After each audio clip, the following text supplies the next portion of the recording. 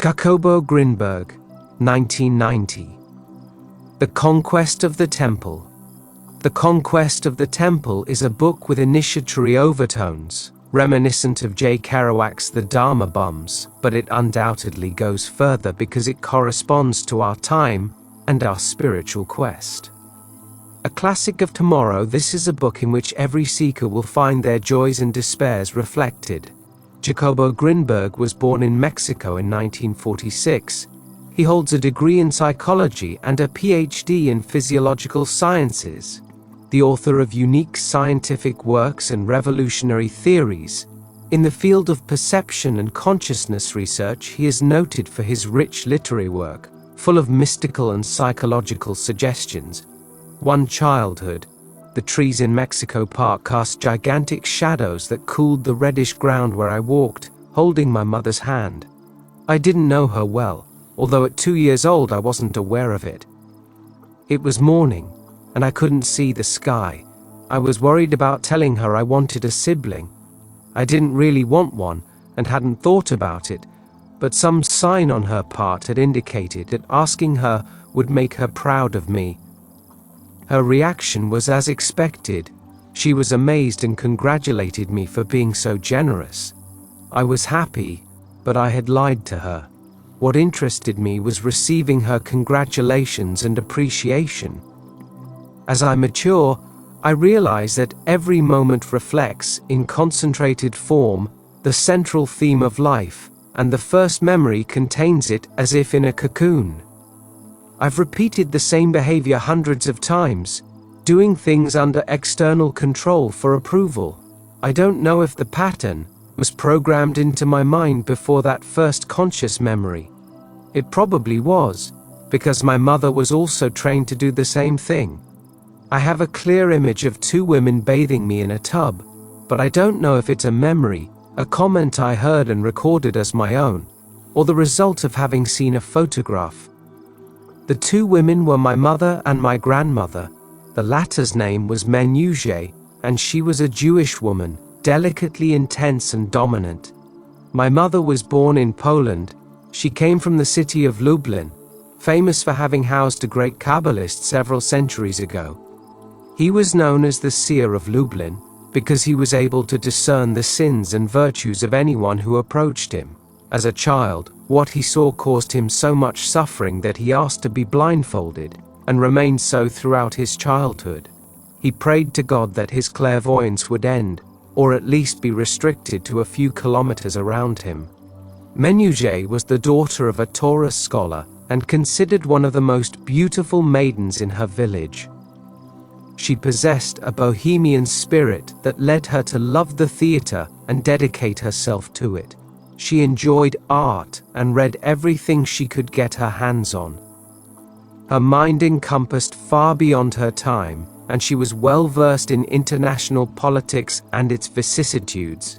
However, she lived in a closed and rigid community. Her father was frightened by the liberality he saw in her and forced her to marry an Orthodox priest. My grandfather met her on her wedding day. He was an outstanding student at the yeshiva. He had been chosen by my great-grandfather for his talent, but my grandmother didn't like him when she first saw him at her wedding ceremony. She considered him weak and unworthy of her, and she held that impression for the rest of her life. They had 6 daughters, the youngest of whom was my mother, Estusia. As a child, Estusia attended a Polish school, where she excelled for her intelligence and dedication. As a reward, she was named the bearer of the national flag at a celebration attended by the President of Poland. As she passed by, her nerves betrayed her, and she dropped the badge right on the president's head. Everyone held their breath, waiting for a retaliation. The girl was Jewish, and this could have been interpreted as an attack. Instead, the president approached her and comforted her, telling her that an accident could happen to anyone. My father Abraham came from another Polish village, Sokolov. There his father was a wealthy Jewish fur trader who forced his son to attend the Heder in the early morning, rain or snow, to receive a strict training, which the boy hated. He loved the snow, and sledding down the icy slopes was his greatest pastime. He had built himself a wooden one, imitating the luxurious sleds of the children of Polish landowners. He was a very mischievous and brave boy. On one occasion, he decided to throw himself down the steepest slope in his village, knocking over a potato pancake vendor, sending the pancakes flying out of her basket, to the approval of the children of the Jeddah. Her mother, Jay, my paternal grandmother, was Menyujay's sister, but the two represented opposite sides of the same coin. Menyujay was cultured, subtle, sensitive, and kind, while Jay was materialistic, crude, and emotionally dark. In Sokolov, temperatures reached -40 degrees Celsius. My paternal grandfather traveled twice a year to Moscow and Paris to buy furs for his business. From Paris he imported fine patent leather and thick, heavy Astrakhan furs from Russia. In Poland he was considered a great Talmudic scholar and a brilliant Torah scholar. His constant travels convinced him that anti-Semitism was on the rise, and in 1927 he emigrated to America. He landed in Veracruz instead of New York. He stepped off the ship to find it was a strange sight. A crowd of dark-skinned, sweaty beings carried bundles on their backs. The heat was stifling, and the immigration officer didn't understand a single word of my grandfather's language. He tried to spell his last name, Warshawski, but, frustrated, demanded that he change it to something more understandable. Desperate, my grandfather settled on Grinberg. For a year, he lived in a boarding house for Jewish immigrants and gradually re-established his fur trade, aiming to bring the family to the New World. Jay waited for news, and when she received the good news of their departure, she took a sleigh pulled by a Polish horse and transported her 3 daughters and my father to the train station. Her sisters adored my father and wrapped him in the thickest furs and 2 pairs of gloves to keep him warm. My grandmother put on her most expensive shell coat, and soon they were in Warsaw. There they waited another 3 months until they received the tickets for the ship that would take them to Veracruz. The Mexican Jewish community wanted my grandfather to become their rabbi, but he was driven by the need to make money for Jay, and he was soon able to open a branch of his fur business. Female dominance has been a recurring theme in my family. Jay was the main protagonist. She demanded more and more luxuries from her husband, which he agreed to out of fear. Menyujay, for his part, dominated my maternal grandfather due to his intellectual prowess and charismatic personality. In Lublin, he had managed to build a building where he sold countless wares. When anti-Semitism intensified, he received an invitation from his brother-in-law to move to America. He agreed after much hesitation, but one of his daughters decided to stay in Poland, which cost her her life at the hands of the Nazis. The bitter cold of Poland contrasted with the exhilarating heat of Mexico, and in that climate, the 2 first cousins, Estusha and Abraham, began to get to know each other. My father got along very well with his aunt Menyujay and her daughters, and over the years, a warm friendship developed between my father and mother. She was dating a suitor who was deeply in love with her beauty and intelligence, but the seductive, warm, and exciting passion of recognizing her blood in his cousin overcame that love, and one day they both realized they couldn't live without each other. They fell into a burning passion. They saw themselves when they looked into each other's eyes, and a strange anxiety united them, melting them into the same blood. The family looked on in surprise at what was happening, however. They accepted it, sensing the strength that animated the 2 lovers. In an exceptional sign of generosity, Jay convinced her husband to enter into a partnership with their son, but changed her mind 3 months before the wedding. My father became enraged and began competing with my grandfather, until Jay intervened again. convincing her son to open a shoe store to avoid a bigger rift. A year later, the shoe store went bankrupt, and my father decided it was time to become independent of Jay and opened a leather shop where he prospered. Intense passion is delightful, but dangerous. Astucia and Abraham met, and the strength of their union grew stronger as their children were born. However, the same passion that bound them manifested itself in terrible fights when they disagreed. Astucia depended on her mother's personality. She guided and supported her throughout her every endeavor. Her sister Eva displayed the same dependence, though more profound. Both considered their mother a magnificent example to follow, but neither had the stature and personality of my maternal grandmother. Menuje was never able to learn Spanish. She mumbled a few words, mixing them with Yiddish and Polish, so her two daughters helped her whenever she went shopping or interacted with Spanish speakers. My two grandparents attended the same synagogue on the streets of Amsterdam. I was taken there as a child, and I still remember the old men with long beards swaying in prayer, wrapped in their immense talits with black stripes on a white background.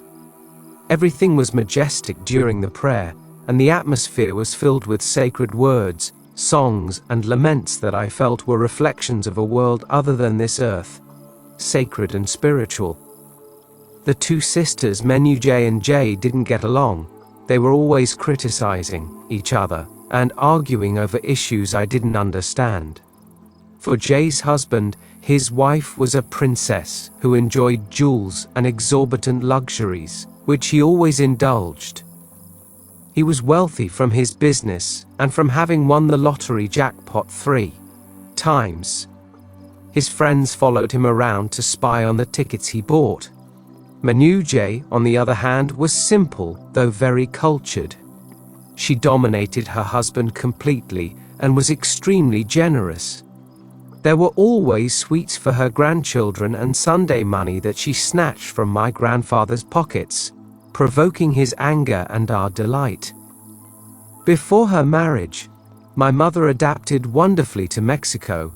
She lived in the city center and attended National High School, while her sister Ida finished her medical degree. They looked so much alike that the teachers couldn't tell them apart. Taking advantage of the situation, Ida once asked her to substitute for an exam she wasn't prepared for. My mother put on sunglasses and took the exam. In high school, Astucia was elected beauty queen, which delighted her immensely. I remember walking with her on the street. All the boys would throw her compliments, which made me throw tantrums and a strange feeling of pride. My father suffered the ruthless domination of my paternal grandmother. She made him work alongside his sisters, and he was only able to study in his free time, eventually completing his degree in accounting. Throughout his life, he complained about the terrible treatment he received and the lack of toys or parties. With his own children, however, he repeated this same behavior. As a child, I always expected to receive a gift from my father, until the desire faded and I considered the absence of surprises to be natural. I understood much later that in life we repeat our own early learning countless times until we realize the existence of a pattern or program. If we're lucky and strong enough, we can modify it, but only partially. My childhood wasn't unhappy. My mother suffered from an obsessive concern for my health and lavished excessive care on me, spoiling me. I once heard that Russians used to smash the glasses they used to drink vodka. I adopted the same habit, smashing the glasses after drinking them. They took me to Mexico Park, and while I ran through its meadows and pavements, I stole all the hats that the old people left on the benches, taking them to my maternal grandfather, who rejoiced at it. I adopted my mother's habit of placing a paper napkin on the surface of the soup to absorb the fat particles. It seemed to me that everyone else did the same thing, and I never questioned the reason for the habit. I loved swimming. I was taken to the pool at the newly opened Israeli sports center, where I splashed around with other children. A boy, a little older than me, started bothering me. He threw water in my face and wanted to fight me. Unable to defend myself, I started yelling at my mother, pleading for help. She told me I was old enough to know how to defend myself. This made a huge impression on me. I wasn't used to my mother's rejection. I felt alone in the middle of the pool. I adored my Aunt Ida, and when she decided to emigrate to Israel, I forbade her, throwing a terrible tantrum that no one could stop. At the station, I clung to her skirts, threatening to commit suicide if she left. Within a few weeks, he had completely forgotten her, continuing to steal hats in the park and smash crystal glasses. Ida had studied medicine in Mexico and had divorced after a failed marriage. Before immigrating permanently to Israel, she lived in Kansas for 2 years, where she specialized in neonates. In Israel, she met a doctor, fell in love with him, and married him. I developed a strange fondness for cars. I boasted to everyone that I knew the make and year of every car I saw. My mother was amazed by my discernment and memory. Before learning to read, I was able to repeat street signs, recognizing their outlines. My mother, proud of my skills, continually reinforced them. My brother Nathan was born suddenly. I don't remember recognizing either the pregnancy or my mother's absence until I saw that reddish fat being lying in a crib in my room. We lived in the Condessa neighborhood, across the street from my cousin's house. I remember their house much more than my own, because I practically lived there. My mother and her sister Eva used to spend every afternoon together, and I, consequently, did the same. My first friend was my cousin Moishe. I admired him and imitated everything he did and said. There was no one in the world as knowledgeable and good as him. I spent much more time with Moishe than with Nathan or Jerry, my younger brothers. They were born one after the other, and the three of us slept in the same room. Nathan made enormous noises at night, lulling himself in his crib. My brothers fought a lot. Nathan would place Jerry inside a huge pot, which he would bang on, causing high-pitched metallic sounds and terrible wailing, which only stopped when Petra, our nanny, intervened. Petra was a Tlaxcalan Indian woman with a flat nose and tanned skin. She had come to the house at birth. Jerry and I had always lavished a special affection on him that went unnoticed by me, but that affected Nathan so much that he was only able to process it with the help of a psychoanalyst many years later. Petra took over the house. She dressed me in shorts to send me to school, with my mother's approval and consent and the merciless mockery of my kindergarten classmates. I attended the Colegio Israelita de Mexico on the streets of San Lorenzo. My father had attended the same school, and the children of the first Jewish immigrants studied there. Sokolov had been the Polish village where my father lived his early years, and now Mexico City raised us, his children. My maternal grandfather would get up early to go to synagogue, while his wife prepared a kosher breakfast, almost always consisting of white cheese that she made herself. She also made a delicious homemade wine that was always served on religious holidays. On these holidays, the whole family would gather around a large table in the tiny apartment my maternal grandparents lived in. The silver samovar would be polished, and the most delicious Polish Jewish meal I'd ever tasted would be served. Although the table gleamed with crystal glasses and silverware, it never compared to the banquets Jay prepared. The two grandmothers competed to prepare succulent, increasingly abundant dishes that left us all more than satisfied. But Jay was rich and Menuge poor, and the former's apartment was 5 or 6 times larger than the latter's. However, I much preferred going to Menuge's house, where the atmosphere was warm, tender, and always full of depth, while Jay's house was only notable for its luxury. Every Saturday, My father took me to his father's house to receive the Saturday blessing. My grandfather placed his right hand on my head and quietly repeated a powerful mystical prayer. I didn't dare move during the ceremony, and when it was over, I sighed in surprise. The competition between the two grandmothers infiltrated both families, including my father and mother. He always invited me to join him for sports, but I refused and stayed with my mother. I felt my mother was better, and her family more refined, kind, and sweet. In contrast, my father's family seemed primitive and crude. I don't know how the friction between the two sides reached me, but its existence was abundantly clear, as was my decision to go with my mother. My father was offended that I didn't want to join him, although he never expressed his discontent. Jay had taught him to keep quiet and not indulge his impulses. Needs, but to submit to hers. My father endured his own silence until he exploded in sudden outbursts of unbridled fury. I myself find it difficult to speak about my deepest desires, and I have no doubt that this inability to express them comes from the same blockages that my father internalized and that must have caused him so much suffering. My mother's mission was to appear perfect in front of me. Perhaps she wanted to imitate Manu J.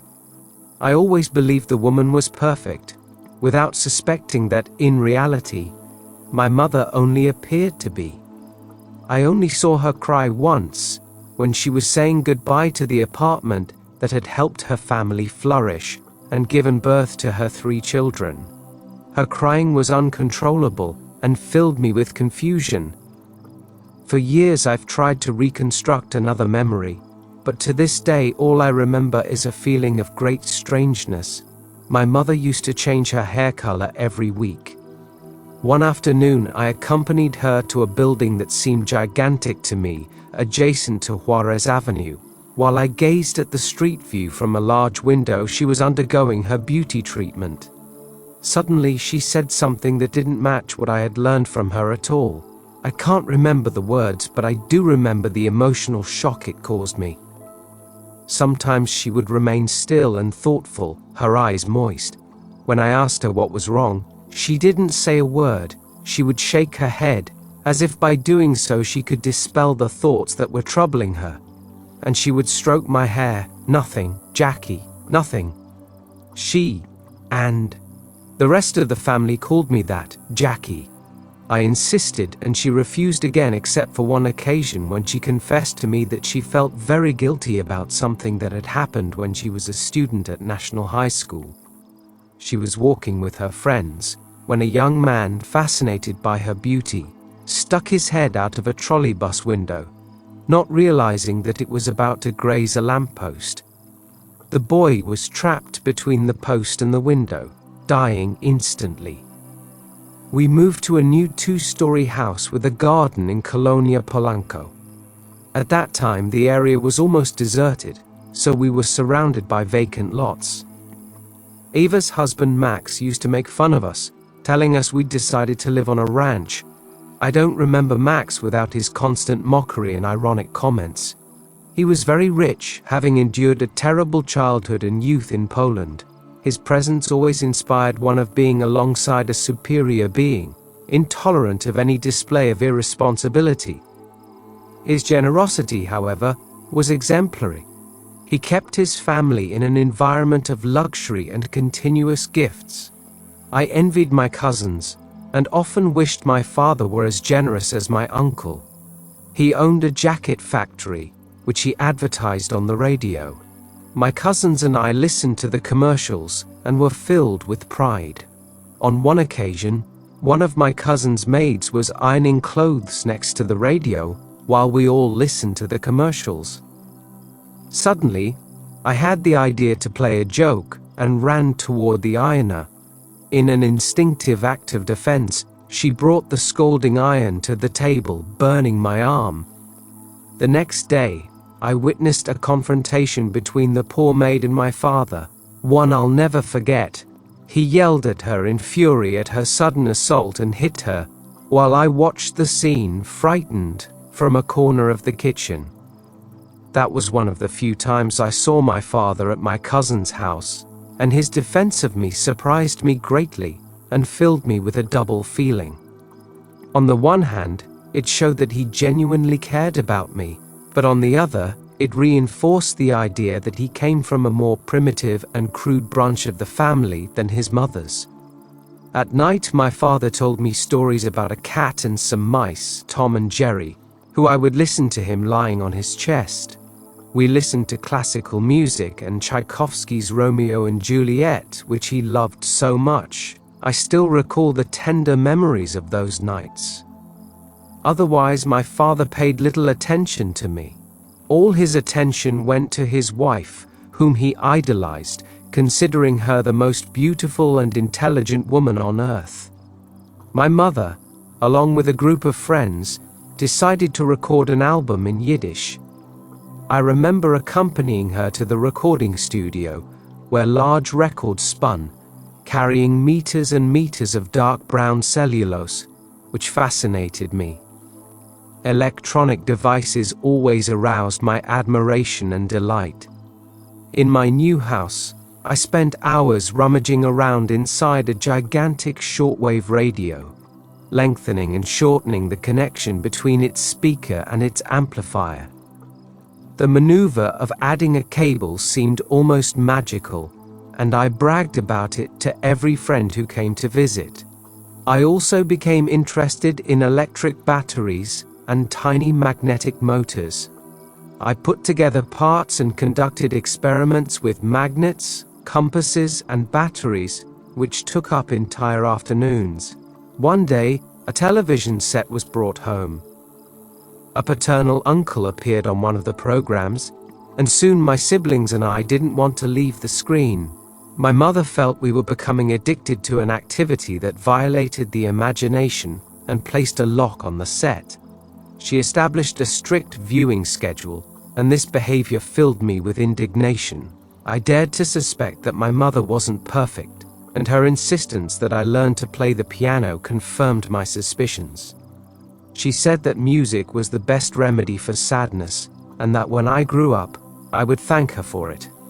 I didn't understand the sadness thing. I couldn't imagine her being sad, but her statement gave me a glimpse of it. He hired a piano teacher who came twice a week to put me through a strict and boring training system.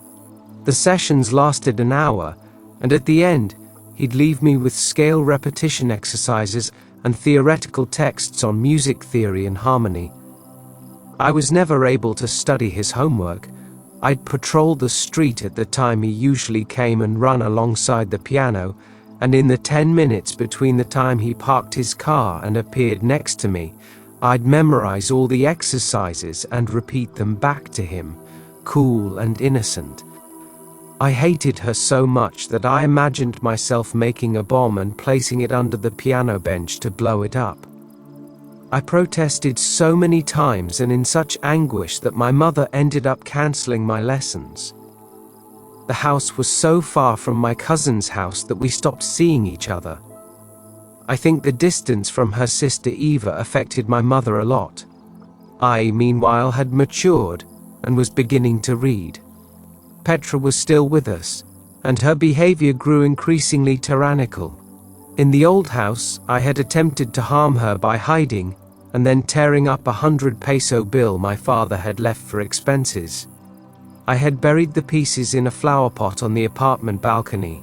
Petra had found them, exposing me. I think from that moment on, she stopped trusting me. She scolded me often, and I soon began to fear her. I acquired the habit of sucking my thumb. While I did so, I played with the collar of my shirt until it became frayed.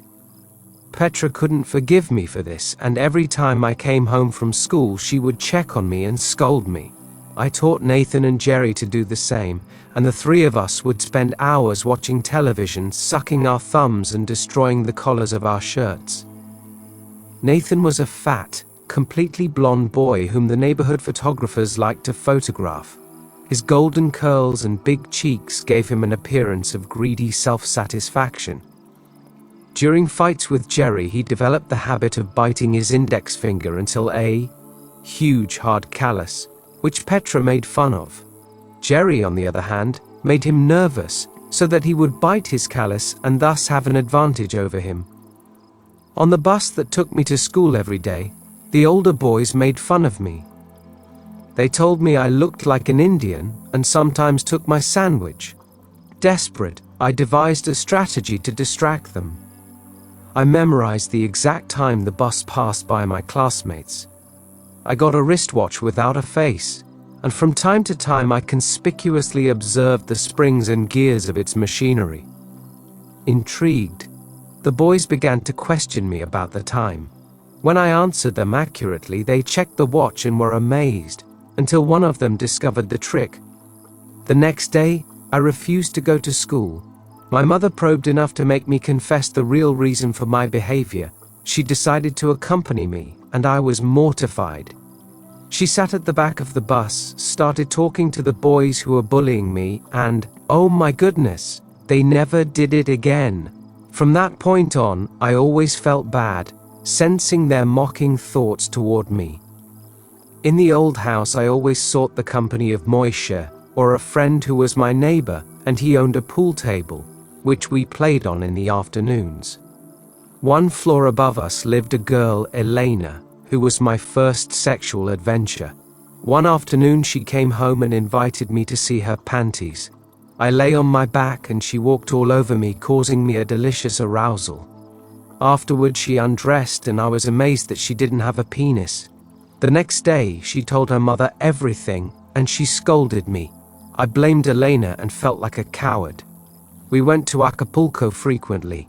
We stayed at the Hotel Caleta and made sand volcanoes, which consisted of a hollow mound with a hole in the center. We lit newspapers and watched the flames and smoke rise from their craters.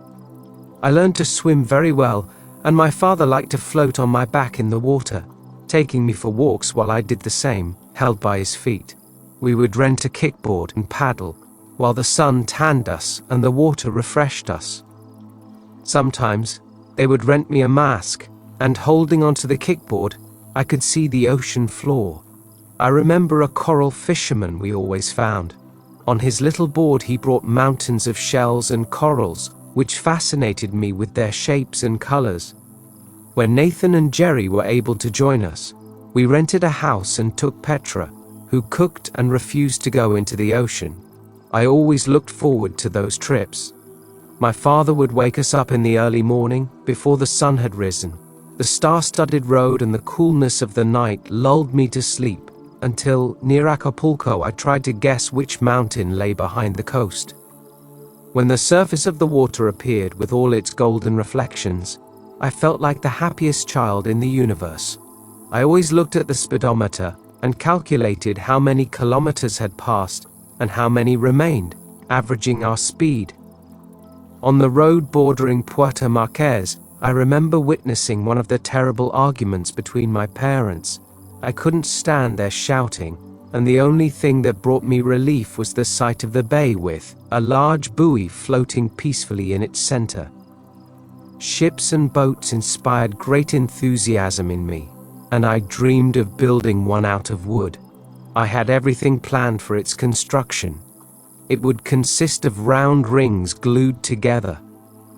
I was never able to make my dream come true, but the fantasy of assembling it was enough to give me great pleasure. At the hotel, I would go up to the rooftop and from there I would throw little paper airplanes, which I watched as they slowly flew in circles until they disappeared onto the beach. In my new house, I also climbed onto the roof, and was sure I'd fly if I jumped off. I never dared try. My fantasy had sprung from reading Superman comics. I loved those and Scrooge McDuck, but my mother scolded me because she thought the cartoons stunted my imagination. It was very sharp and would rouse itself at any excuse. Between the ages of 8 and 9, I developed a very strange habit. Suddenly, I would hear a voice ordering me to approach the books and place my hands on them. It told me that printed knowledge would be absorbed into me. Upon hearing the voice, I hesitated, but then obeyed. I repeated this behavior with every book that interested me, especially encyclopedias and large volumes on physics, psychology, and medicine. At night, I dreamed I was inside a spaceship. I sat in a chair, and a strange being approached me and placed some wires on my head. Afterward, he showed me a vast amount of knowledge, which my brain absorbed. The same dream repeated itself so many times that it seemed natural to me. This being was my teacher, and he taught me using the most direct method imaginable. In the mornings, I remembered some images from the dream, which I later dismissed, considering them a product of my imagination. One afternoon, in the garden, I froze when I saw a light in the sky.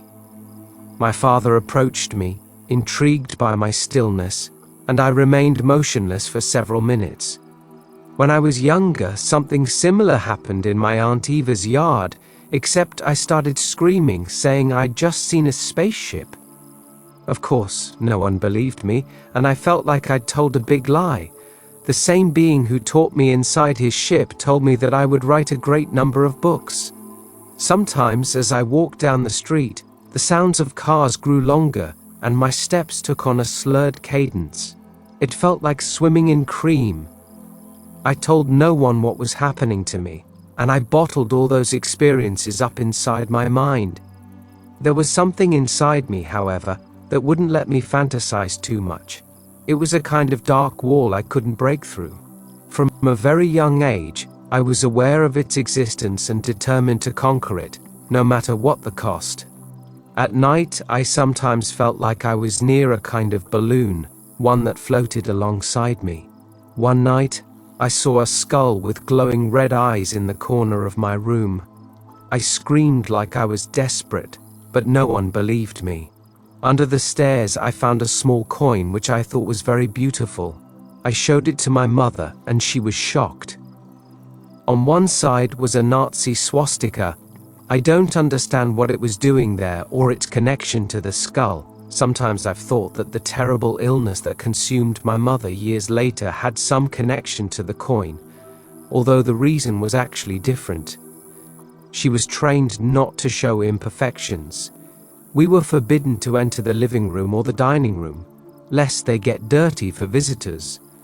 Imperfections had to be hidden, and since the only possible concealment is the inside of one's own body, they slowly eat away, and what is not shown deteriorates tissues or sensitizes them until they lose their differentiation. When one matures, one individualizes. Perfection by mandate implies not being differentiated. It's necessary to fit into an inhuman model that is always identical, that doesn't allow for change, that hides and depersonalizes. That's what ultimately killed my mother, and what left me with the fantasy that women are perfect but sterile, perfect but unknown, perfect but sick, perfect but dead. In contrast, my father was real, authentic, and imperfect. That was interpreted by my mother's family as indecent and primitive. Eve's children also imbibed a considerable dose of apparent perfection. Menuj was the model, and Astucia and Eve existed in the same capacity or disappeared. I inherited the same symptoms, but with a model that couldn't survive my puberty, and so the image I had of women was incomplete and false. It is a rule of development not to leave anything halfway, and in the learning of women, I have wasted my best energies. I often went on vacation with my Uncle Max and my cousins to Cuautla. At night, the hotel garden would fill with fireflies, which we would all catch and put in bottles. They lit up our lives, and I was fascinated by the electric green light they created. There was a little girl I found attractive. She was solitary and thoughtful, and she would spend hours walking around the garden. I didn't dare approach her, and when I did, I received a humiliation that affected me for years. She told me to put my fleas somewhere else, in an unbearably contemptuous tone. I walked away from her and jumped into a pool of sulphurous water.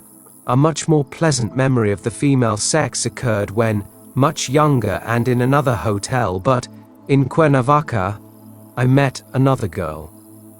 She was a naughty girl. She spied on me when I undressed in my room and invited me to play with her under the sheets.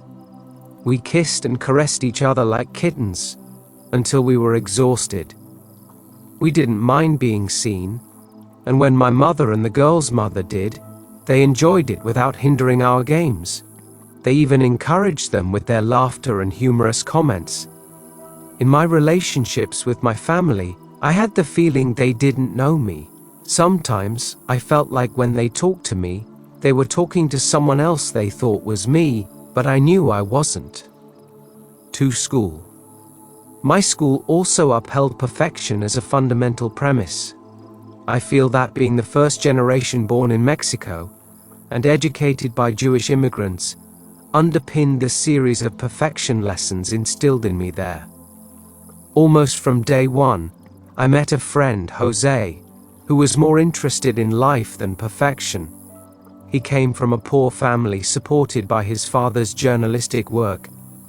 He edited the best Yiddish newspaper in the Jewish community, and his job barely helped him sustain himself, but it kept him constantly interested in all the events.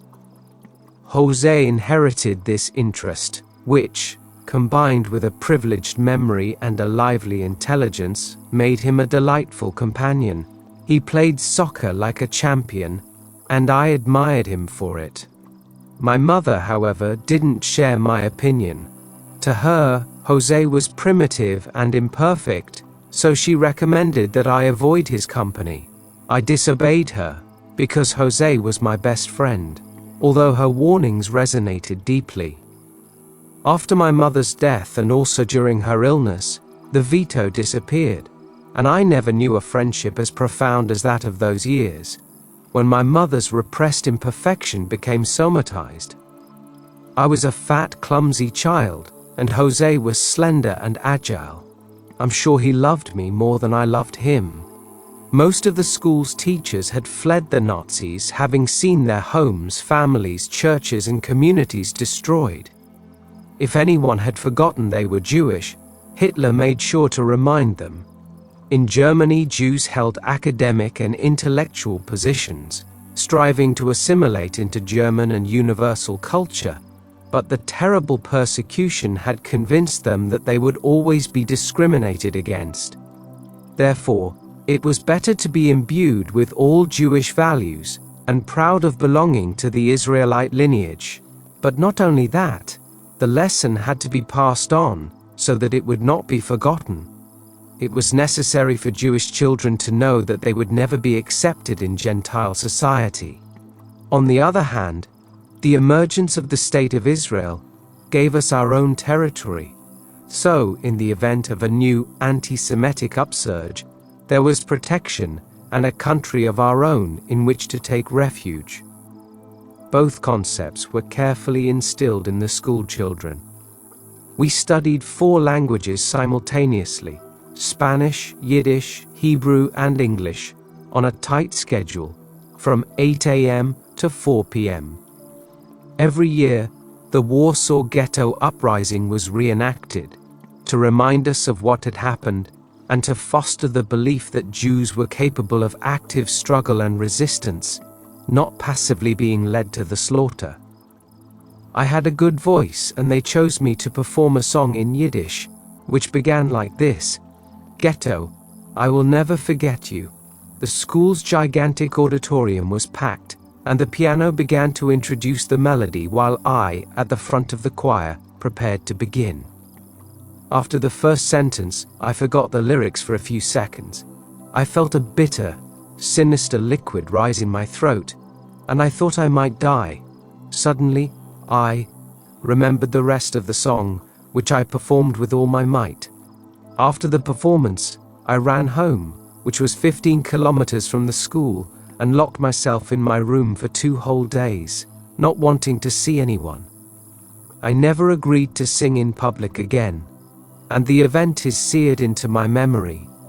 The events of World War II always interested me. I couldn't understand why one people wanted to murder another and why the world had allowed it. I felt contradictory and confusing emotions when faced with Hitler's personality.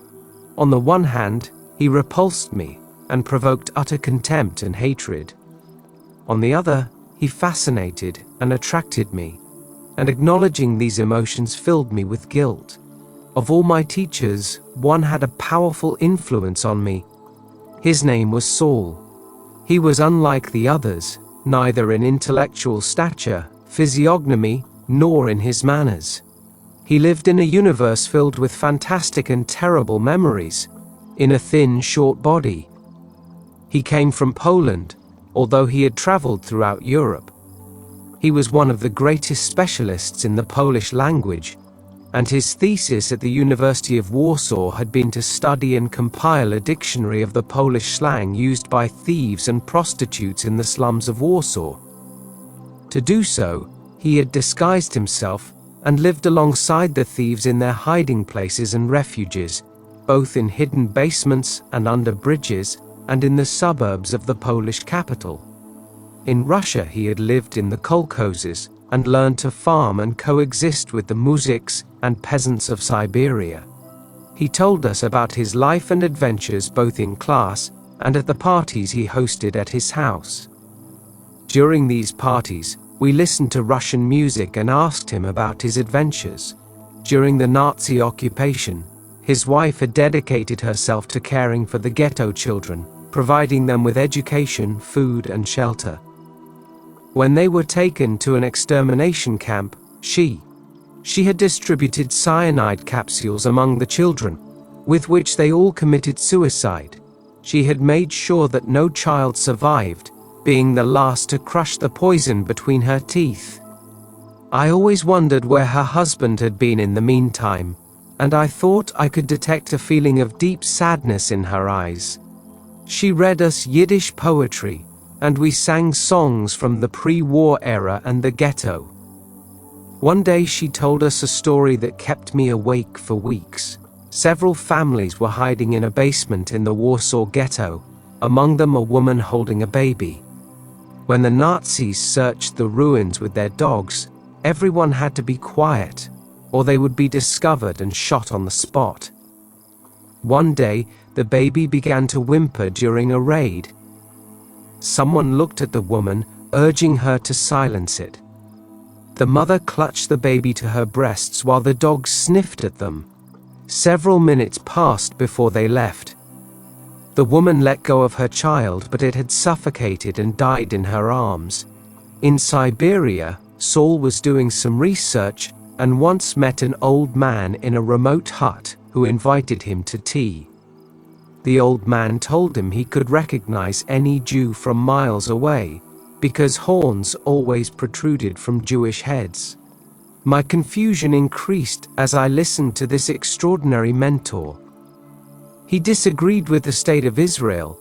He belonged to the Jewish Bund party, which affirmed that Jews should not have territories, as they were the only truly universal human beings.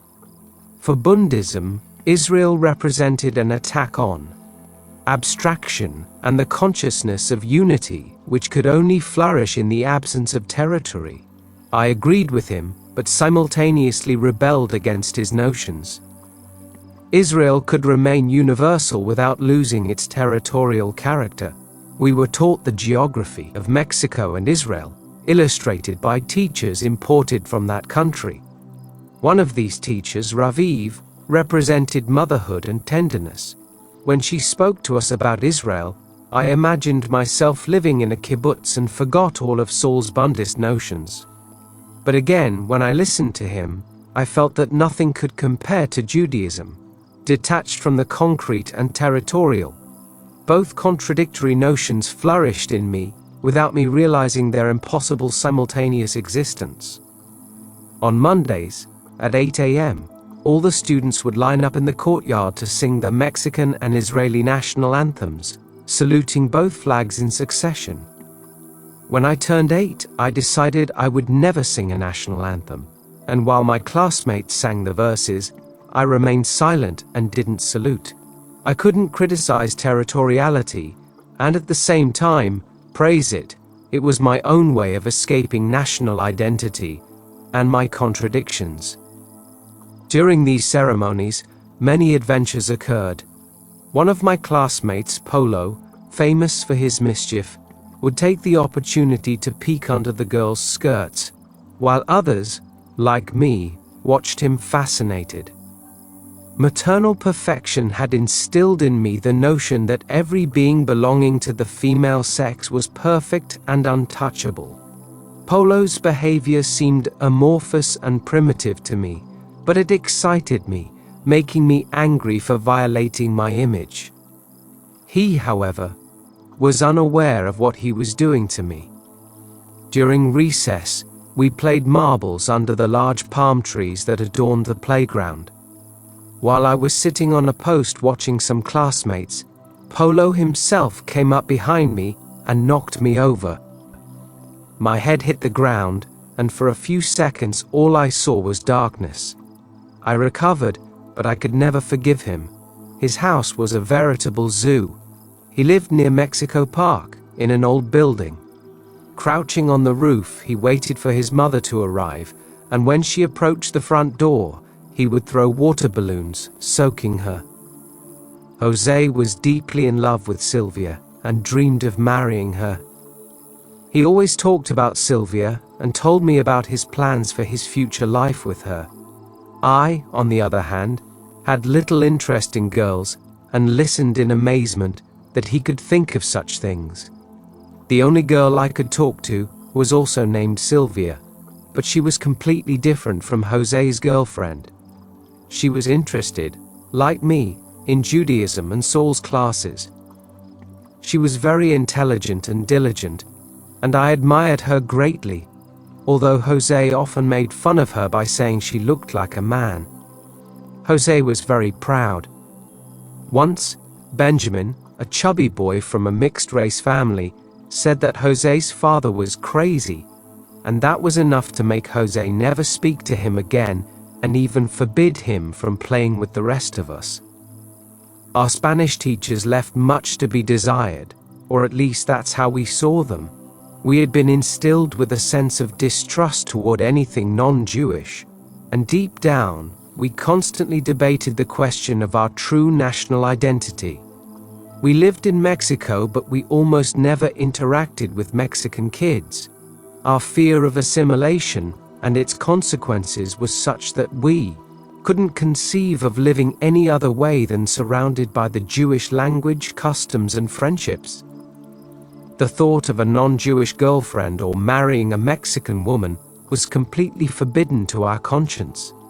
Half the school, however, was taught by Mexicans, and one of them, Professor Alarcon, had managed to break through the barrier and penetrate our consciences and actions. He loved the school and scolded us constantly, thus demonstrating his commitment and responsibility. We even mocked some teachers mercilessly, but we respected him. I felt we were guilty of awakening a hidden anti-Semitism, which I sensed in every look. Although the majority of Mexico's Jewish population lived in the capital, there were also small Jewish colonies in the province. One day, a tall, thin, extraordinarily shy boy with a deep red face arrived at school. He came from Tampico and was the son of one of the state's largest cattle ranchers. He never spoke to us and always sat apart from everyone else, but I liked him from the first moment I saw him. I was also very shy, and my plump, introverted build immediately struck a chord with him. His name was Bernardo, and we soon became friends. He lived in a large residence in Las Lomas, which I began to frequent. He had 6 brothers and 1 sister. His father, Cecil, visited his family only occasionally because, in addition to his cattle, he drilled oil wells. Bernardo idolized his father and made me feel the same way about him. Once, I was invited to Tampico. I saw their ranches and the strength of their owners. Cecil had 2 brothers. One of them smoked constantly and never wanted to leave the ranch. He'd once taken some nephews for a walk, and they had been run over. His guilt was immense, but his kindness was greater. For Cecil, his greatest pride was seeing his children study. One night, I was reading a magazine with the aid of an electric flashlight, and Cecil surprised me. From that moment on, he considered me his protégé, and continually mentioned my eagerness to study even in the most trying circumstances. I felt it was exaggerated, but I accepted his pampering and attention with great pleasure. I couldn't believe the vast expanse of Bernardo's family land. One of the ranches even had a lake, which I set out to conquer by building a log raft. In Tampico, I met a family of Lithuanian Jewish immigrants, full of grace and spontaneity. One of them, Marcos, had supported himself by traveling through the villages selling images of Christian saints. He knew all their miracles, and Bernardo and I would burst out laughing when we heard him recite them. A delightful anecdote was told between Marcos and the most powerful cattle rancher in the state. On one occasion, the latter had woken up terrified from a dream in which he saw his bulls dying from a terrible drought. He called Marcos to confess his anguish. The next day, Marcos returned the call and calmed him down, announcing that he had dreamed of abundant rains for his pastures. The school's director was a European pedagogue named Schulgasser. He had an aristocratic presence, grey-haired, sturdy and tall. His motto was discipline and strictness. We all obeyed him, even though we hated many of his policies. The worst was preventing us from leaving the school during recess and at all times, except when the buses took us home. One day we decided to stand up to him and went on strike. We left the classrooms and sat in the courtyard, refusing to take classes. Schulgasser didn't budge, and when he threatened to expel us, we were overcome by fear. During the 20-minute break, we played soccer. I played defense and had a weakness for throwing the ball out of bounds into the street. Since we weren't allowed to go outside, I had to climb the wall. It was a real ordeal. I wasn't agile, and everyone made fun of my efforts to scale the wall. They called me Grober because I was fat, which made me feel inferior. My geography teacher had also taught the same subject to my father, which filled me with pride. The class, however, was extremely boring. We had to memorize all the small towns through which main and secondary roads passed. The exams consisted of reciting them along with all the capital cities and countries of the world. One night, I felt a tremendous dizziness take hold of me after trying to learn 100 names. Many of the tests were topic-based. There was a large hollow sphere into which numbers were inserted, which were used to determine the topics each student had to study. Jose and I used to study together, and at midnight we would call Lazaro, who had a reputation as a clairvoyant and diligent student. He gave us an oracular message about the number we would draw, and we both heeded it. The extraordinary thing is that he was almost always right. For several years I spent time with another Bernardo. His father was religious, and his mother a tyrant. I often saw him weep desperately, rocking his red hair in an act of denial about his fate. We would talk for hours and I would calm him down, noticing a hint of jealousy in Jose. Soon, two Bernardos, Jose and Lazaro, took to playing cards. They hid in a secret room in the house, trembling every time they heard Bernardo's mother approaching. I didn't participate in these games.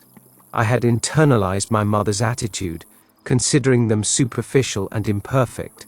However, I felt isolated and excluded, and this stimulated my introverted tendencies and shyness.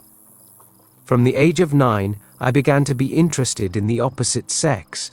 I always had a messianic tendency, believing that any discovery I made should be presented as a great solution to various problems. My mother had fostered a great deal of narcissism in me, and I expressed it uninhibitedly, no matter what the content was based on. In all my relationships, I tried to appear perfect, and gave advice and guidance that soon made me feel like a stranger. I began to feel like no one really knew me, and that everyone was just pretending. I didn't realize it was an internalized program, nor did I know that I was about to experience a torment that would last 3 years, my mother's illness. Previously, I had known 2 seriously ill people in my family, my paternal grandfather and an uncle. My grandfather fell ill with stomach cancer. He was admitted to the Old English Hospital, and my father took me there to visit him. The room was large with a very high ceiling. In a narrow bed, he groaned pitifully. His belly protruded like a large hump. Sitting far from the bed were Jay and her daughters, silent and sinister, as if waiting for something to happen. The room smelled terribly bad, and the moans forced me to leave. That was the last time I saw my grandfather. Days later, I attended his funeral.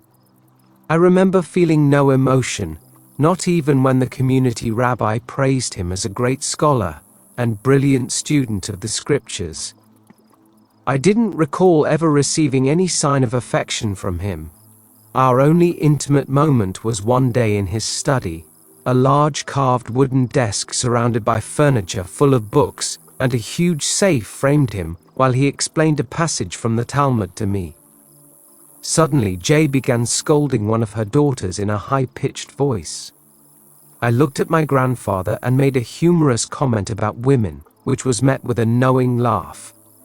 The other sick man was Uncle Benjamin, the husband of Jay's eldest daughter. His illness kept him bedridden in a semi-dark room, which I once visited.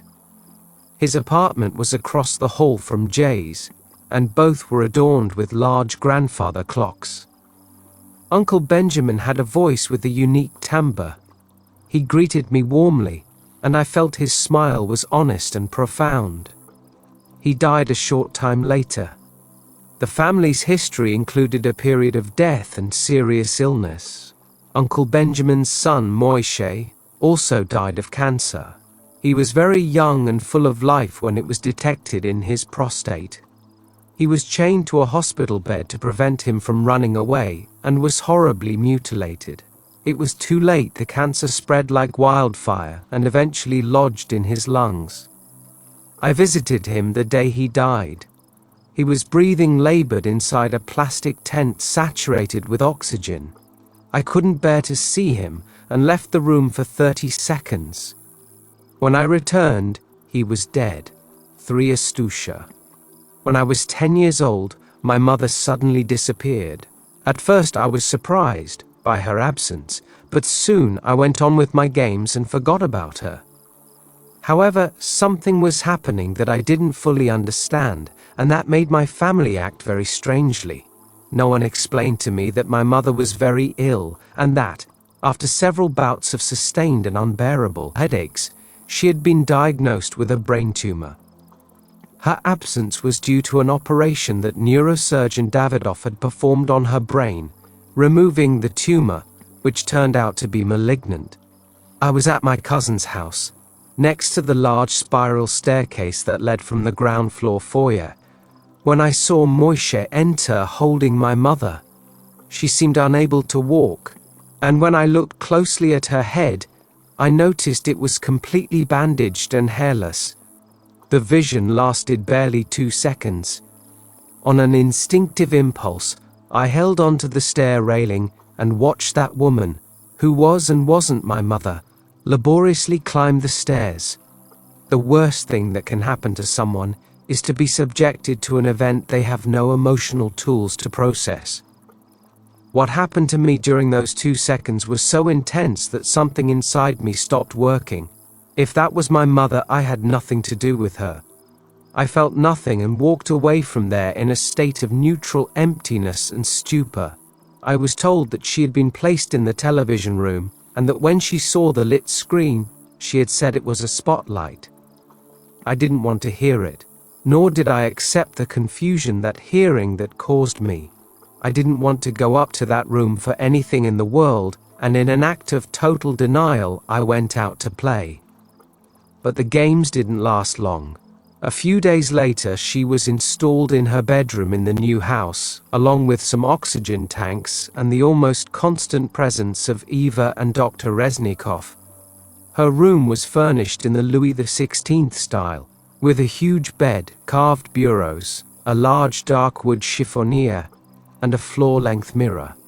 For the first few weeks, she lay there, a milky whitish light passing through the window. She didn't complain and hardly spoke. It was strange to be with her. She didn't seem to exist in the same world as me. Perhaps she was living in a neutral void. My father was almost never home. He had played front tennis all his life, and now his hobby allowed him to release all his anguish. I only saw him absent, and never questioned why. I was assigned to care for my mother. I sat by her bedside and answered improbable questions that made me very nervous. Her speech was slow and simplistic, and although she was improving noticeably, she always made me impatient. I felt guilty whenever the urge to play arose within me.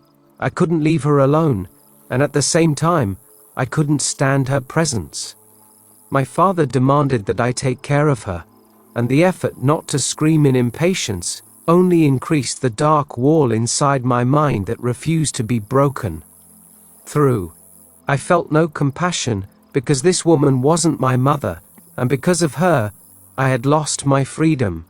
I began to wish for her death. At night, my imagination would set up a Greek amphitheater, in whose arena I would reenact my own tragedy. I had murdered my mother, and I would shout it out to the audience, weeping with rage and guilt. At the same time, I was inventing remedies to cure her. One day, I suggested to Dr. Reznikov that we apply acid to the tumor to permanently destroy it. I told him this so he would congratulate me on the idea, so he would consider me intelligent and concerned about my mother. He smiled and explained that the problem with the technique was that it would also destroy healthy cells. Sometimes my mother would start wheezing, and her labored breathing would frighten me. She would be given the impression of alcohol, and Dr. Reznikov would come in as an emergency. He prescribed large portions of meat, which, he said, would give her energy equivalent to a half-liter of blood transfusion. My Aunt Eva abandoned her family and practically lived in the house. Within a few months, my mother was drawing and speaking better. Occasionally, my father would take her for rides in his car. One afternoon, as we were driving around town, I happened to ask where her hair was and why she was wearing a wig. Her reaction shocked me to the point of being frozen in my tracks. She felt offended and embarrassed. She was still beautiful, and I had offended her with my indiscreet remark. I felt ashamed to be around her. When we went to a store and I had to explain her questions to the clerks, I felt suffocated by the shame of having such a stupid mother. My aunt told me that in a department store, my mother had mistaken a mannequin for a saleswoman. On that occasion, for the first time, I felt pity and a chill ran through me from head to toe. I had blocked out all emotion in the 2 seconds of my first image of her, and nothing managed to seep through the barrier I built, except for that sudden pity and the chill. Sometimes I accompanied her to her radiation treatments, the wait at the Linde hospital, the precautions involved in her transfer, the pleas to the taxi driver to go slowly and not to make the car jump, were an ordeal. When faced with a pothole, which the driver was careless to avoid, I began to say that in Mexico, they couldn't even make a properly maintained screw. Eva silenced me, frightened, and told me in a low voice to be careful what I said in front of a Mexican. My mother couldn't see well or hear clearly. When we went to the movies, I had to sit next to her to explain what was happening on the screen. I hated doing that, and endured my impatience by biting my lip and praying I wouldn't hear another question. Everything was hidden from me, and everything was demanded of me. Many years later, I learned that, halfway through her recovery, my mother had become pregnant with a girl, but the radiation had killed her, and she had to be removed surgically. my father began to find the catharsis that Frontenis offered insufficient, and his bad mood manifested itself in front of his children, who feared him more and more every day. Eating next to him meant not being able to say a word or make a sound, for fear of seeing him explode at us. He, on the other hand, chewed with his mouth open, and indulged in all kinds of abuses. He was sure that God was dead, and that the devil had taken his place. One night, he asked me if I had ever considered the possibility that my mother might die. He said this as a rebuke for my lack of attention toward her, and to make me aware of my responsibilities as a son. Despite having hoped for it and spending nights acting out my personal Greek tragedy, his words horrified me. Of course, I had never seriously considered that possibility. The incident increased a feeling of guilt that would never leave me. When I could, I built small airplanes out of balsa wood, and with some savings I was able to buy a tiny gasoline engine. Alfredo lived across the street from my house, and together we would fly our airplanes at Campo Marte. I was also given a cat, which soon gave birth to kittens. Their birth took me by surprise. One morning, I heard strange noises coming from the toilet. I called my brothers, and together we witnessed the birth. Soon, the roof of the house was filled with meows. A business associate of my father gave me a German Shepherd puppy. Her name was Sabrina, and she became my best companion and friend. We went running together, and her tremendous strength would drag me through parks and avenues, especially when I was chasing a cat. Once she greeted my mother too roughly and made her fall. A week later, when I returned from school, Petra informed me that Sabrina had died, and that her body had been placed in the garbage truck. I was 12.5 years old when I began preparing for my bar mitzvah. A teacher was brought into the house, who taught me to sing the words of the Bible by reading the musical notations inscribed in the text. Hebrew words are not written with vowels, and next to each consonant is a small sign indicating the pitch and melody with which they should be sung. He also prepared a speech for me in Yiddish, which I was to memorize in order to recite it at mealtime after the religious ceremony. In the synagogue on the streets of Montes de Oca, I read from the Torah, while my mother sat in the upper gallery, weeping with emotion. She had recovered remarkably and was able to attend the ceremony, wearing an astrakhan fur collar. While reciting the speech, I forgot half of it, but no one noticed. My mother hugged me and congratulated me, and I felt like I might never die, and that my father's warning wasn't real. However, from that moment on, my condition began to deteriorate. Every day that passed, she got worse, until she was taken to live with my maternal grandparents, where she spent her last days.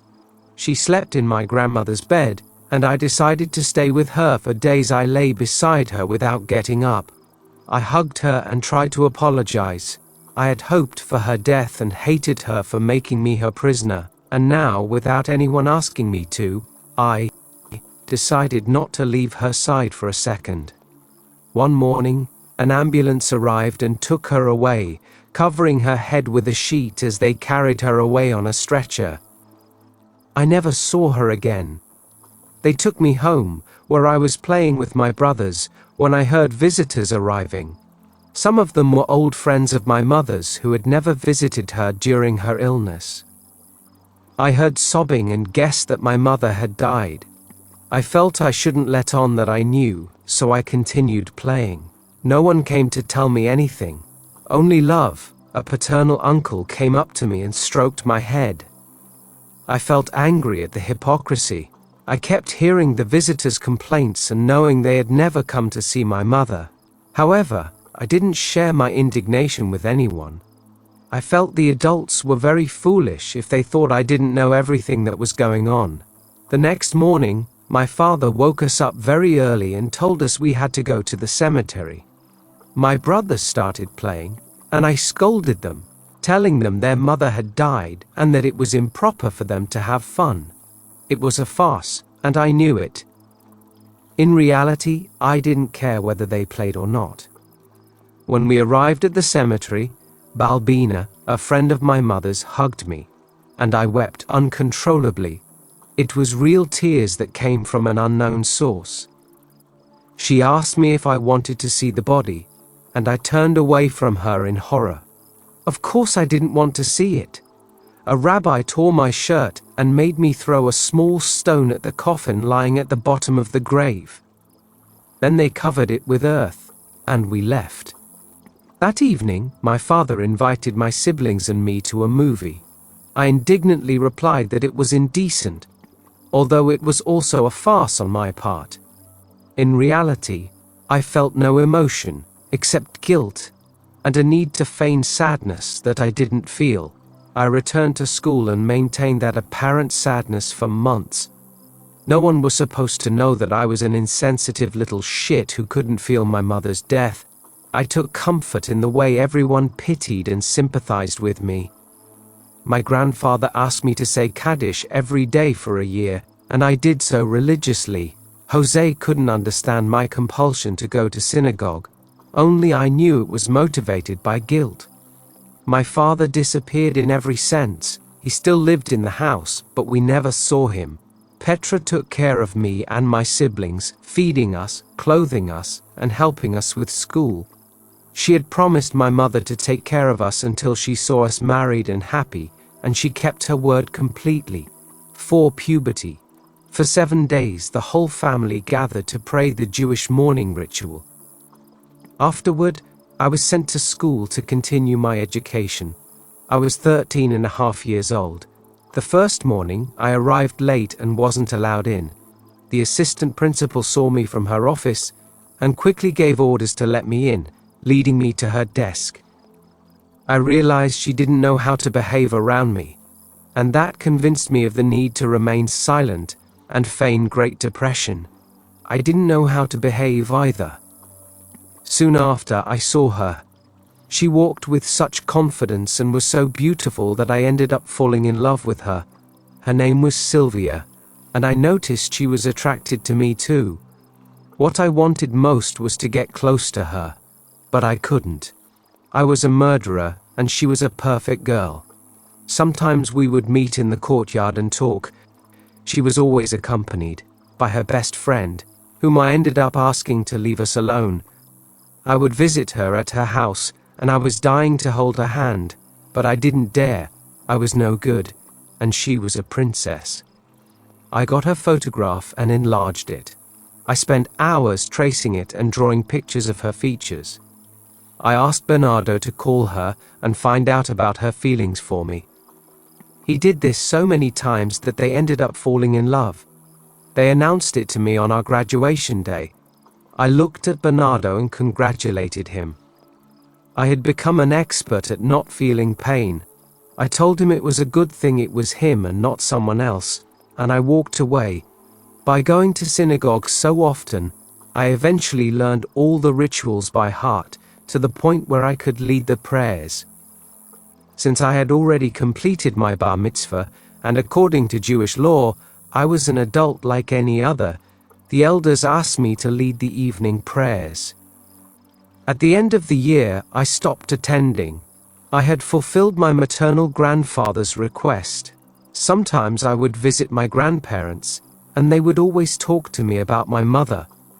They would shower her with praise, and while they did, they would cry. They were very depressed and never asked about me.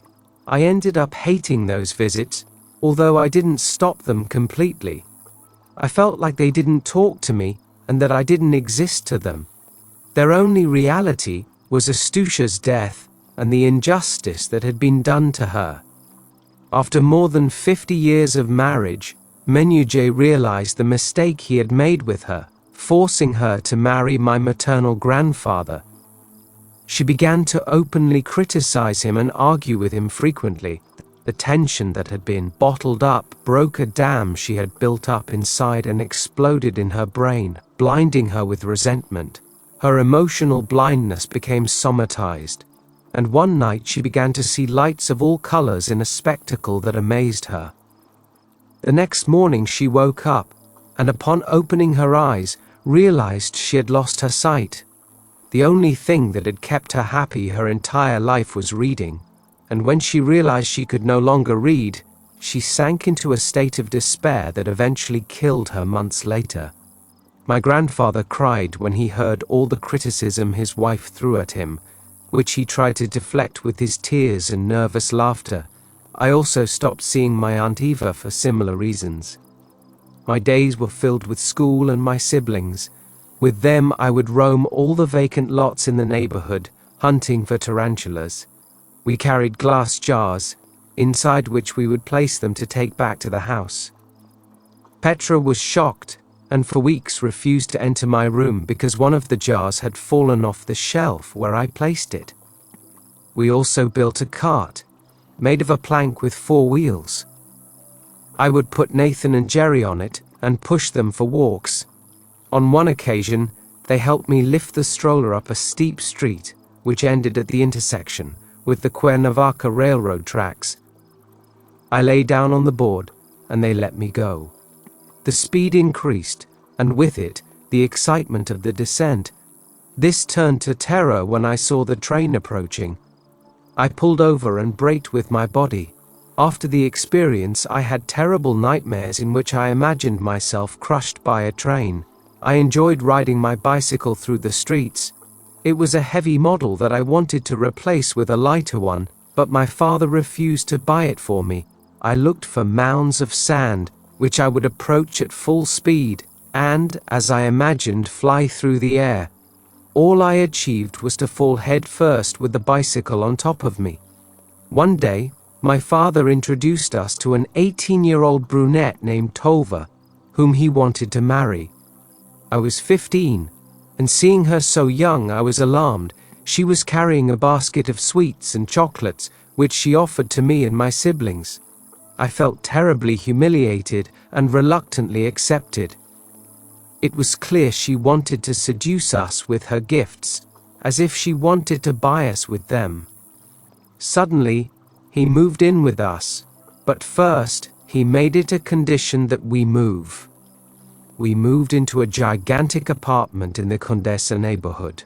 Back then, I was listening to classical music locked in a study and experimenting with explosive mixtures. A teacher had explained how to make gunpowder to us, and I had improved it. I built small rockets which I lit in my room and launched out the window. One afternoon, a spark fell into a container containing 1 kilogram of the mixture. The whole thing exploded and the container fell to the floor, melting the glass on my desk and burning its wooden top.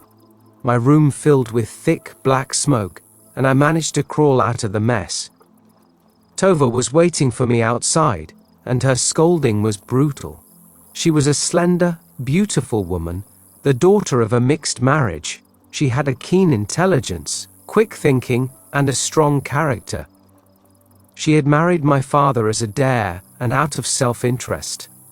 My father had offered her travel and great luxuries, but he had disappointed her ever since their honeymoon. They had married in the United States, and Tova realized her husband was a miser. Ever since she returned from that trip, she had complained to him, speaking in such a tone and with such violence that I felt my father would eventually kill her. Jose thought I was a sweetheart, and he made me tell him about my adventures with Sylvia. He joked that they weren't really adventures, but rather a platonic love. Bernardo's uncle had taken us to a brothel, and when she found out, she forced me to tell her the whole experience. That was the only time I felt more mature than her. At school, we had sex education classes, in which we were advised not to have sexual relations with our classmates. We were encouraged to go to brothels, so we didn't consider such an action inappropriate. Sometimes I accompanied Tova to concerts, where I felt like her lover. In a movie theater, I became aroused by a sensual scene, and she noticed it with great delight. They decided to take us on a trip to the United States. We would have to cross the desert in my father's Peugeot. The trip was filled with tension and arguments. Halfway through the Sonoran Desert, I couldn't take it anymore and poured all the water we had saved for an emergency engine overheating. Half an hour later, steam started pouring from the radiator, and I had to go out into the desert to look for water. I found it in a puddle that was also a nest for large tarantulas. They watched me with their small eyes as I filled the water container, and from that day on, I can't bear the thought of them. Once, as a child, I had been bitten by a large spider. We were going to visit my maternal grandfather in Cuernavaca for Rosh Hashanah. We were staying in a house with a garden across from the Jewish hotel where he and his wife spent the religious holidays. There was a palm tree in the garden, and as I pulled off one of its leaves to play fencing with my brothers, I felt the sting. I started running and fainted. My mother took me to the doctor in a taxi while I lay on her lap, feeling like I was dying. The doctor removed some dark spheres from my thumb. The return trip to the United States was worse than the outbound trip. My father let me drive, and on a curve I took wrong, Tova got mad and started hitting me. I yelled at him not to touch me and decided to leave home. I consulted with teacher Raviv, who was grieving because her youngest son had been hit by a truck in Mexico City. She told me to go to a kibbutz, and that she would convince my father to get his permission. She did so, but my father refused to give me money for the trip. I went to ask Jose to accompany me, but he didn't dare. At night, my friend asked me to sleep with her, and I refused. I loved the other girl and was forbidden from expressing my true desires. We had breakfast together and went to the movies. We represented the classic image of hippies, and everyone stared at our long hair, sandals, and shabby clothes. I didn't say anything to Lisette, but I never saw the Danish girl again. We worked Saturdays to save time and go on excursions. We hitched rides. Once, an open Jeep lost control and we almost crashed. We went to Eilat and slept on the beach after being thrown from a boat we'd set up shop in. We visited King Solomon's mines and got lost in the desert. Lisette and I were no longer separated. We traveled together, laughed together, and discovered life together. In front of Leon Saul, we caressed each other without inhibitions, and together we moved to another kibbutz. In Ein HaShlosha, the Argentines no longer tolerated us, nor did we tolerate them. On Mexican Independence Day, we gave the Dolores cry, ringing the kibbutz fire bell at midnight.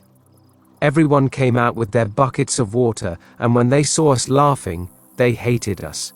In front of the wooden hut, I built a heart-shaped fountain dedicated to Lisette. In the new kibbutz, we worked as gardeners until a splinter lodged in one of my fingers, between the nail and the flesh. Lisette took me to the infirmary, and a doctor extracted it. Halfway through the procedure, I fainted and regained consciousness in Lisette's arms. Always Lisette. I suffered an ear infection that lasted for several months, until Lisette forced me to go to a hospital where they treated me. I received alarming letters from Mexico.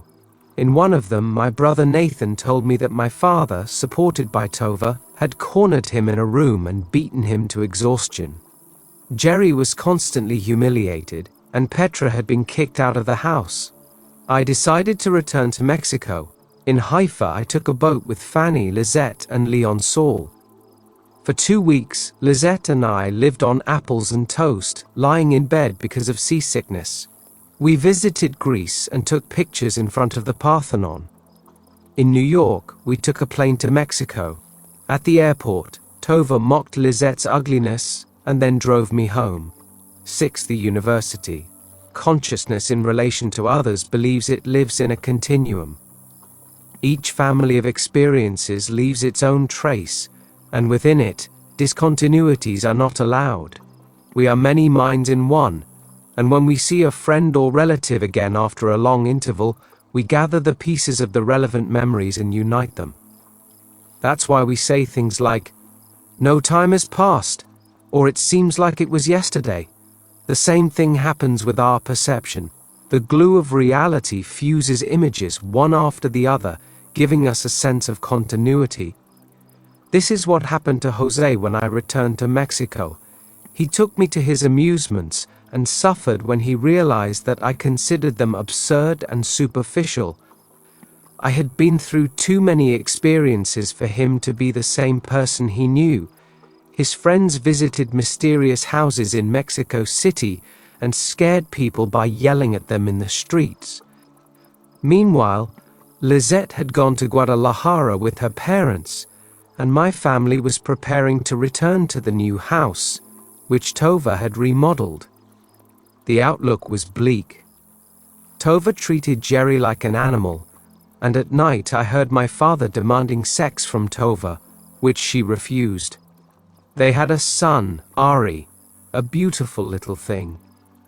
Petra had disappeared, and the only one who seemed happy was Nathan, who had become Tova's favorite. I entered the Faculty of Sciences at the National University, and there I met Bernardo, Sylvia, and an extraordinary teacher, Don Juan de Oyarzabal. He was a Spanish refugee, and it was said that, while fleeing Spain, he had, commanding a corvette, bombed a Francoist port. He spoke Esperanto, and his analyses of relativistic physics were memorable. His tall, vigorous, and totally upright personality inspired my admiration and respect. I loved theory, but mathematics wasn't my strong suit. My mind wandered between concepts, grasping them as if they were my own, but I couldn't understand the mathematical abstractions. I asked Bernardo for help, until Sylvia, his girlfriend, criticized me for it. Sometimes the three of us would get together, and when they asked me about life, I would tell them it was a learning process through suffering. Sylvia looked at me in astonishment and disagreed. Another mutual friend, Asian of Armenian origin, encouraged me to learn about the history of Turkish atrocities against his people. I identified with the Armenian suffering as if it were my own. The atmosphere at the university was exciting, and the group of friends was cosmopolitan. Gay, a Spaniard, joined us, and together we joked and studied, but Bernardo was my best friend. I would go to his house to practice chess, listen to him talk about his love for Sylvia, and play marbles on the living room rug after solving a relativity problem. My mathematical incapacity escalated into a crisis, and I decided to change my major. Already in the kibbutz, I thought philosophy was the best option for me, but its impractical nature led me to choose psychology. My first class, neuroanatomy, was taught by Agustin Casso at 7 a.m. in the Faculty of Philosophy. He used a written text that no subsequent treatise could surpass. His lecture was clean and clear, and thanks to him, I was able to savor a knowledge I might have rejected because of my background with my mother. Several months later, Casso resigned, and in his place came a professor of German origin, Hector Brust, who had become the most important influence in my life. Tall, heavy-set, and with a military-style haircut, Brust presented the study of the brain as the most important thing a human being could dedicate themselves to. He was extraordinarily rigid, but fascinating due to the power and brilliance of his exposition. He was dedicated to neurophysiological research, and from his second class onward, he provoked an extraordinary transformation in me. I couldn't imagine that what was happening to me was stimulating the desire to understand my ailing mother through the only door not subject to repression. My subconscious saw in him an opportunity to understand the most traumatic event of my life, without triggering the confusion caused by guilt. I dedicated all my effort to his subject and, along with two colleagues, Roberto and Rebecca, presented myself to his lab, requesting to be accepted as his assistant. I had made several friends at the university, among them Juan Jose and Jenny, and Roberto and Rebecca themselves. He received us in a sun-heated, high-ceilinged room on the 4th floor of the Faculty of Medicine's research tower. A giant blind let in rays of sunlight that illuminated his grey lab coat and close-cropped hair. He told us that what we were asking for could only be granted after passing very arduous tests, that scientific research on the brain required total dedication, and that he couldn't accept us easily. His deep, serious words mingled with the electronic whirring of a polygraph and the meows of cats serving as research subjects. Turning around to look at his equipment, the tiny blinking lights of a complicated device finally convinced me that this was my destiny. Also, without knowing it, my being recognized in Brust, the paternal figure my unconscious yearned for, the most superb activity I could dedicate myself to, and the possibility of being someone as worthy and integral as he was. I accepted any test and agreed to prepare an excellent bibliographical work, proving my ability to integrate physiological information. A week later, I handed him a treatise on learning research, which he received with dignity. He returned it to me full of amendments. I took it to another of my teachers, Chucho, who, like me, had a background in physics. His mind was brilliant, and in his classes he would exalt himself, making fascinating comparisons between everything imaginable. Chucho encouraged me to insist with Brust, and he eventually accepted me. Every day I would show up at his laboratory, placing me next to a polygraph, which would inscribe on a piece of paper a code activated by the behavior of a cat undergoing training. The animal was learning to discriminate stimuli inside a learning chamber, and the machine measured its behavior. For hours on end, I counted stripes and recorded latencies. I didn't dare move while Brust, enclosed in dark cloth, manipulated the equipment, observing the cat inside the chamber through a small window. His word was the truth, and he brooked no mistakes or distractions. I soon became his most constant and faithful assistant. I picked up the cats and took them to their cages. I cleaned their urine and prepared the paperwork for recording. I was attentive to his every command, which I followed religiously. I began assisting him with the brain surgeries he performed on animals. I tried to guess which scalpel or forceps he would need for his next move. I began to have my own ideas, almost all of them impractical and fantastic. I had read Count Korzybski, a Polish genius and creator of general semantics. He claimed that seeds were capable of learning temporal conditioning. In one experiment, he had planted a pumpkin seed, and when its root reached several centimeters, he rotated the entire container 90 degrees until, due to gravity, the root achieved verticality. At that point, it rotated 90 degrees again, and so on countless times. Korzybski claimed that when he stopped rotating the container, the root, by itself, rotated at the intervals to which it had grown accustomed. I wanted to repeat the experiment and asked Dr. Guevara, Brust's teacher and laboratory neighbor, for help. Dr. Guevara had lost a leg in an accident. He was thin, almost bald, and pleasant-looking. He always had a wise choice of advice. He agreed, and let me place several jars of seeds planted in gel on the shelves of his laboratory. Within a few days, a very active fungal culture with a penetrating smell made it impossible to see the gel, root, and seed. After that failure, I had the idea of working with Mimosus pudicus in a learning experiment. Again, Dr. Guevara helped me build an environmental control chamber and set up a serial photography system to record the plant's movement. Setting everything up was delightful, and the methodology was interesting.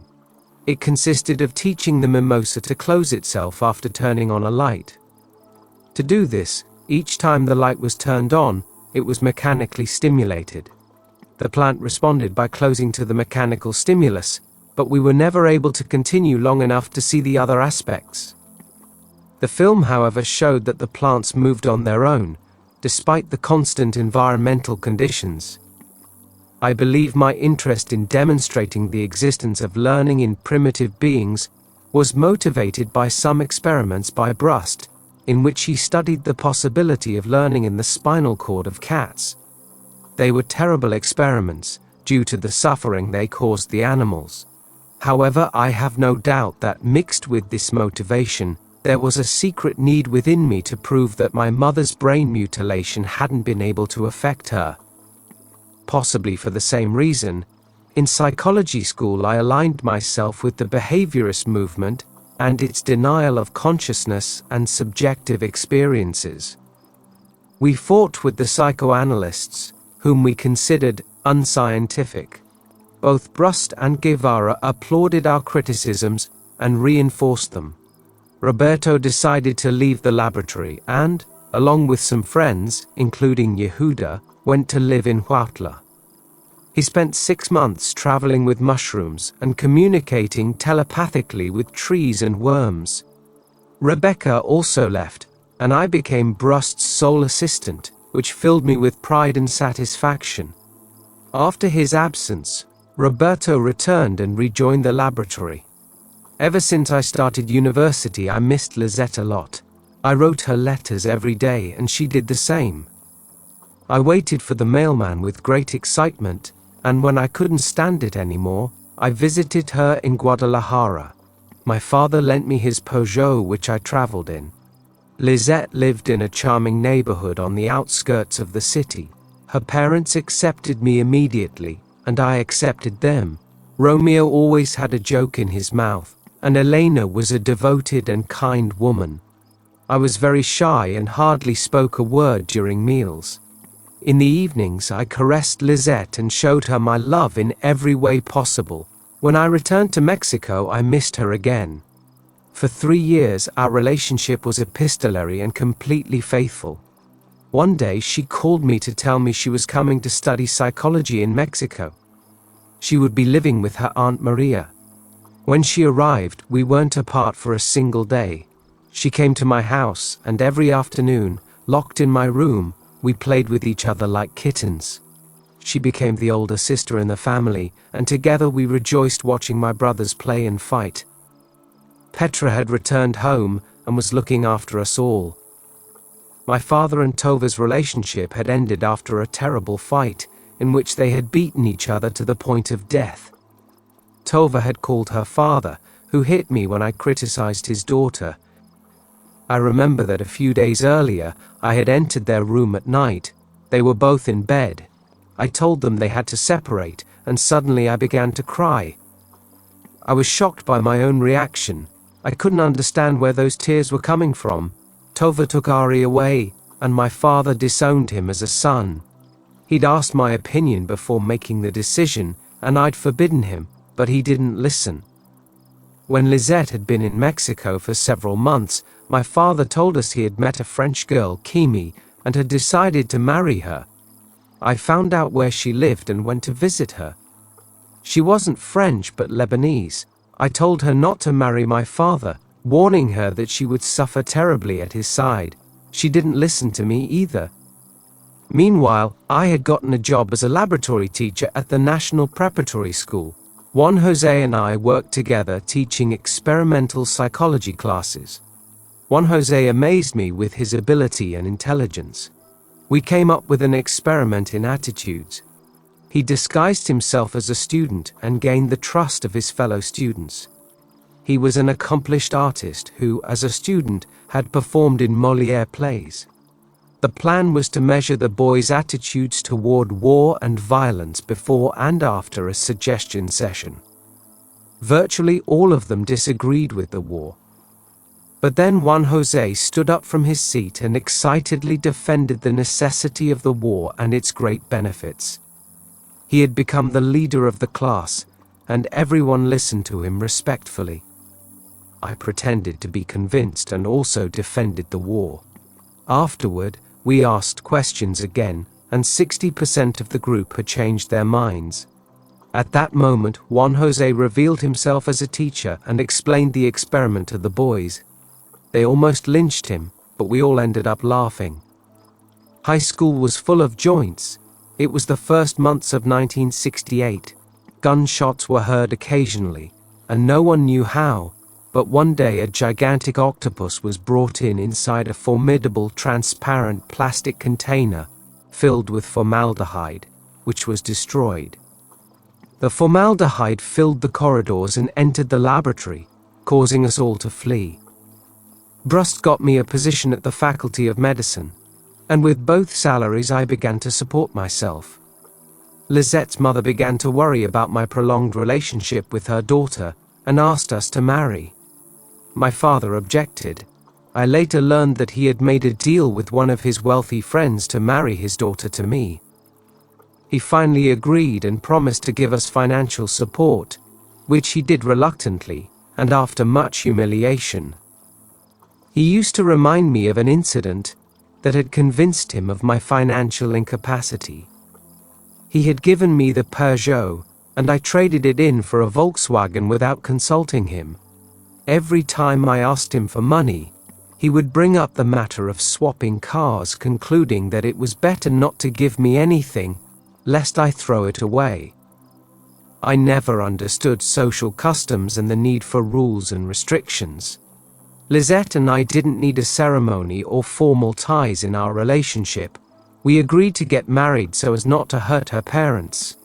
A few months before the ceremony, my maternal grandfather insisted on the need to celebrate a Jewish engagement. We invited Dr. Brust, along with the rest of our two families. Romeo, Lizette's father, came from one of the most intensely Jewish Turkish families.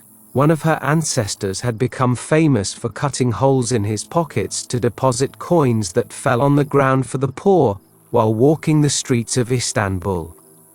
The same indifference to money was characteristic of Jacobo, Lizette's paternal grandfather. Another distant relative received the Nobel Prize in Literature. Romeo's siblings had classic names: Napoleon, Juliet, and so on.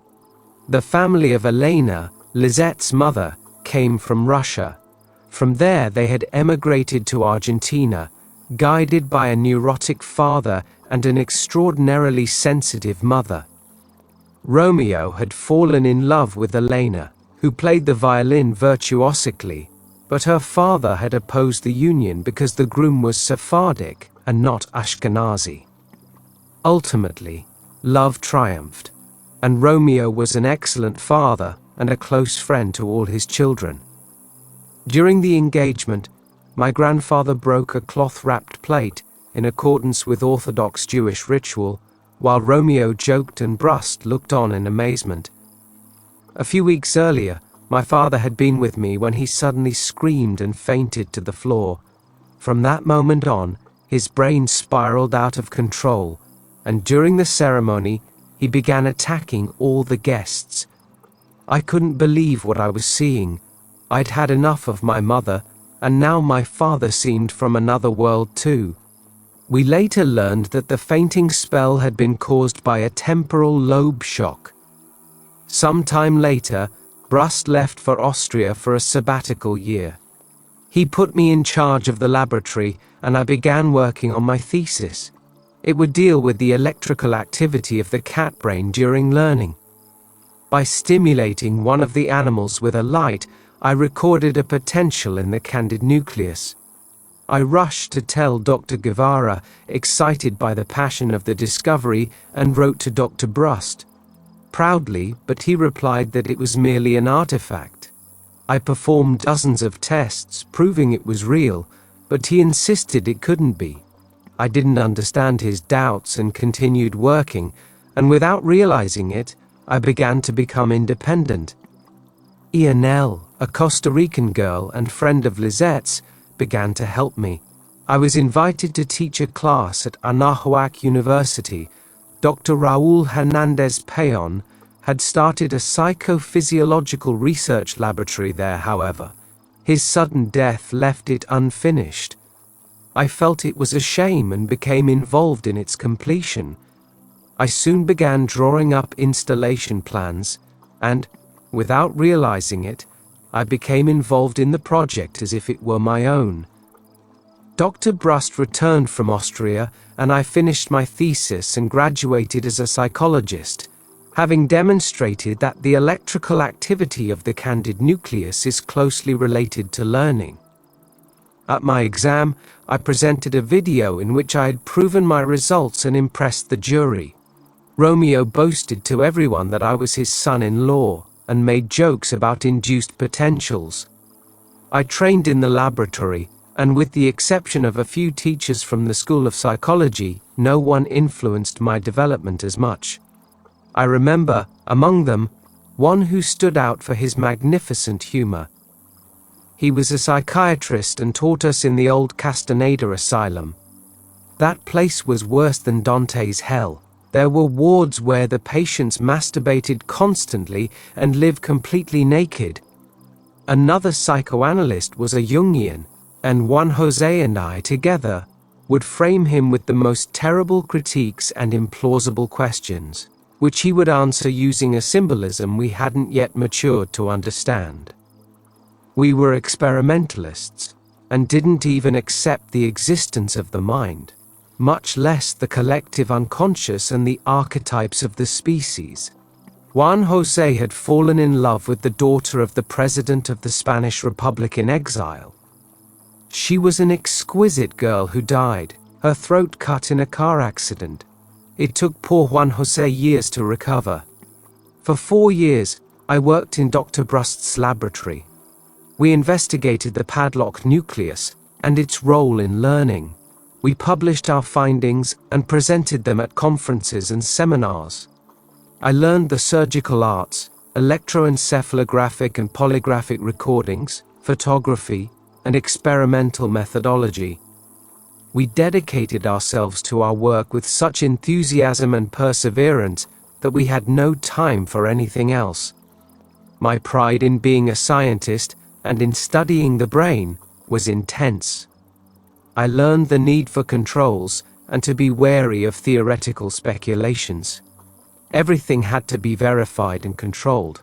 One night, I was operating on a cat when the power went out in the laboratory.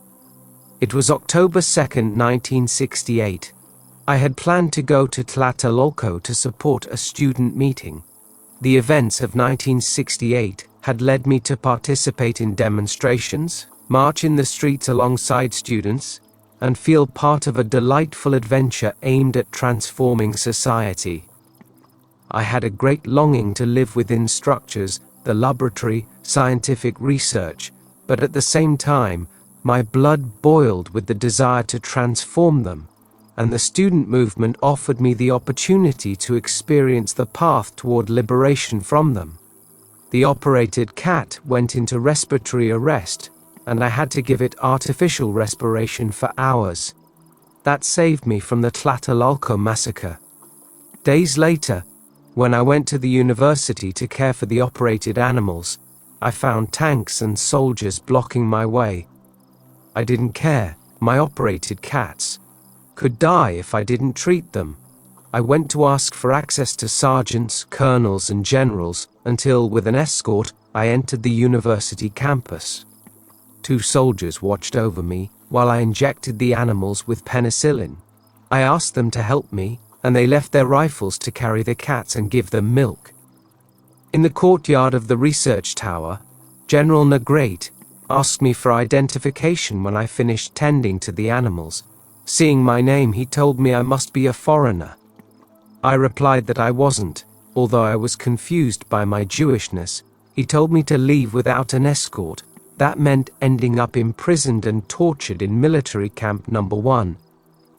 I told him I wouldn't leave without an escort. I waited for several hours until he grew desperate and ordered 2 soldiers to accompany me. On the way, they asked me about Che Guevara and the students, and then they let me go.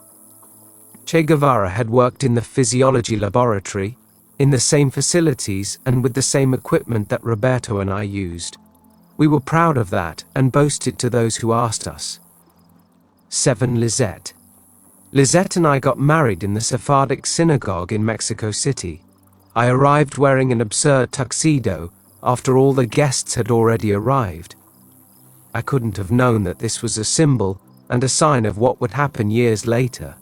The ceremony was impressive, especially because of the singer, whose strident voice filled our ears.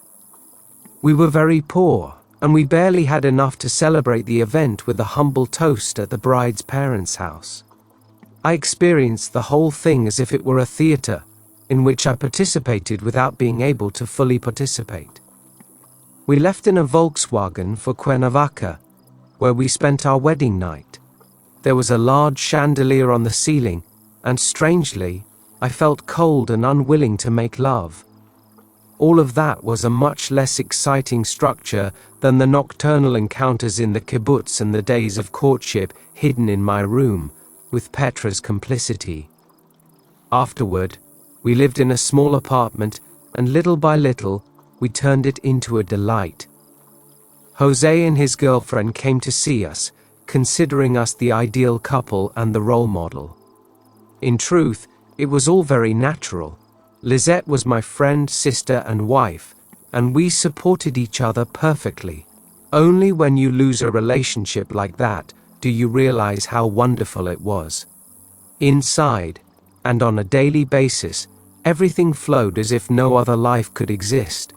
The Anahuac laboratory had been completed, and one day I informed Dr. Brust that I had decided to direct it full-time. His reaction was terrible. His furious gaze pierced me, leaving me frozen.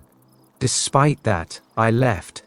I felt guilty, but Brust had become an obsessive critic of my work, and I ended up not tolerating him.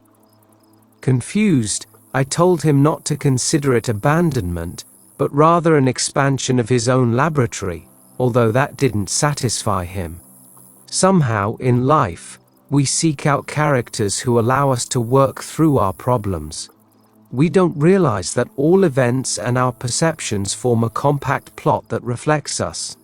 I had sought out the most rigid mentor at the university, introduced myself to the strictest research structure, and for several years my spirit had been molded within it.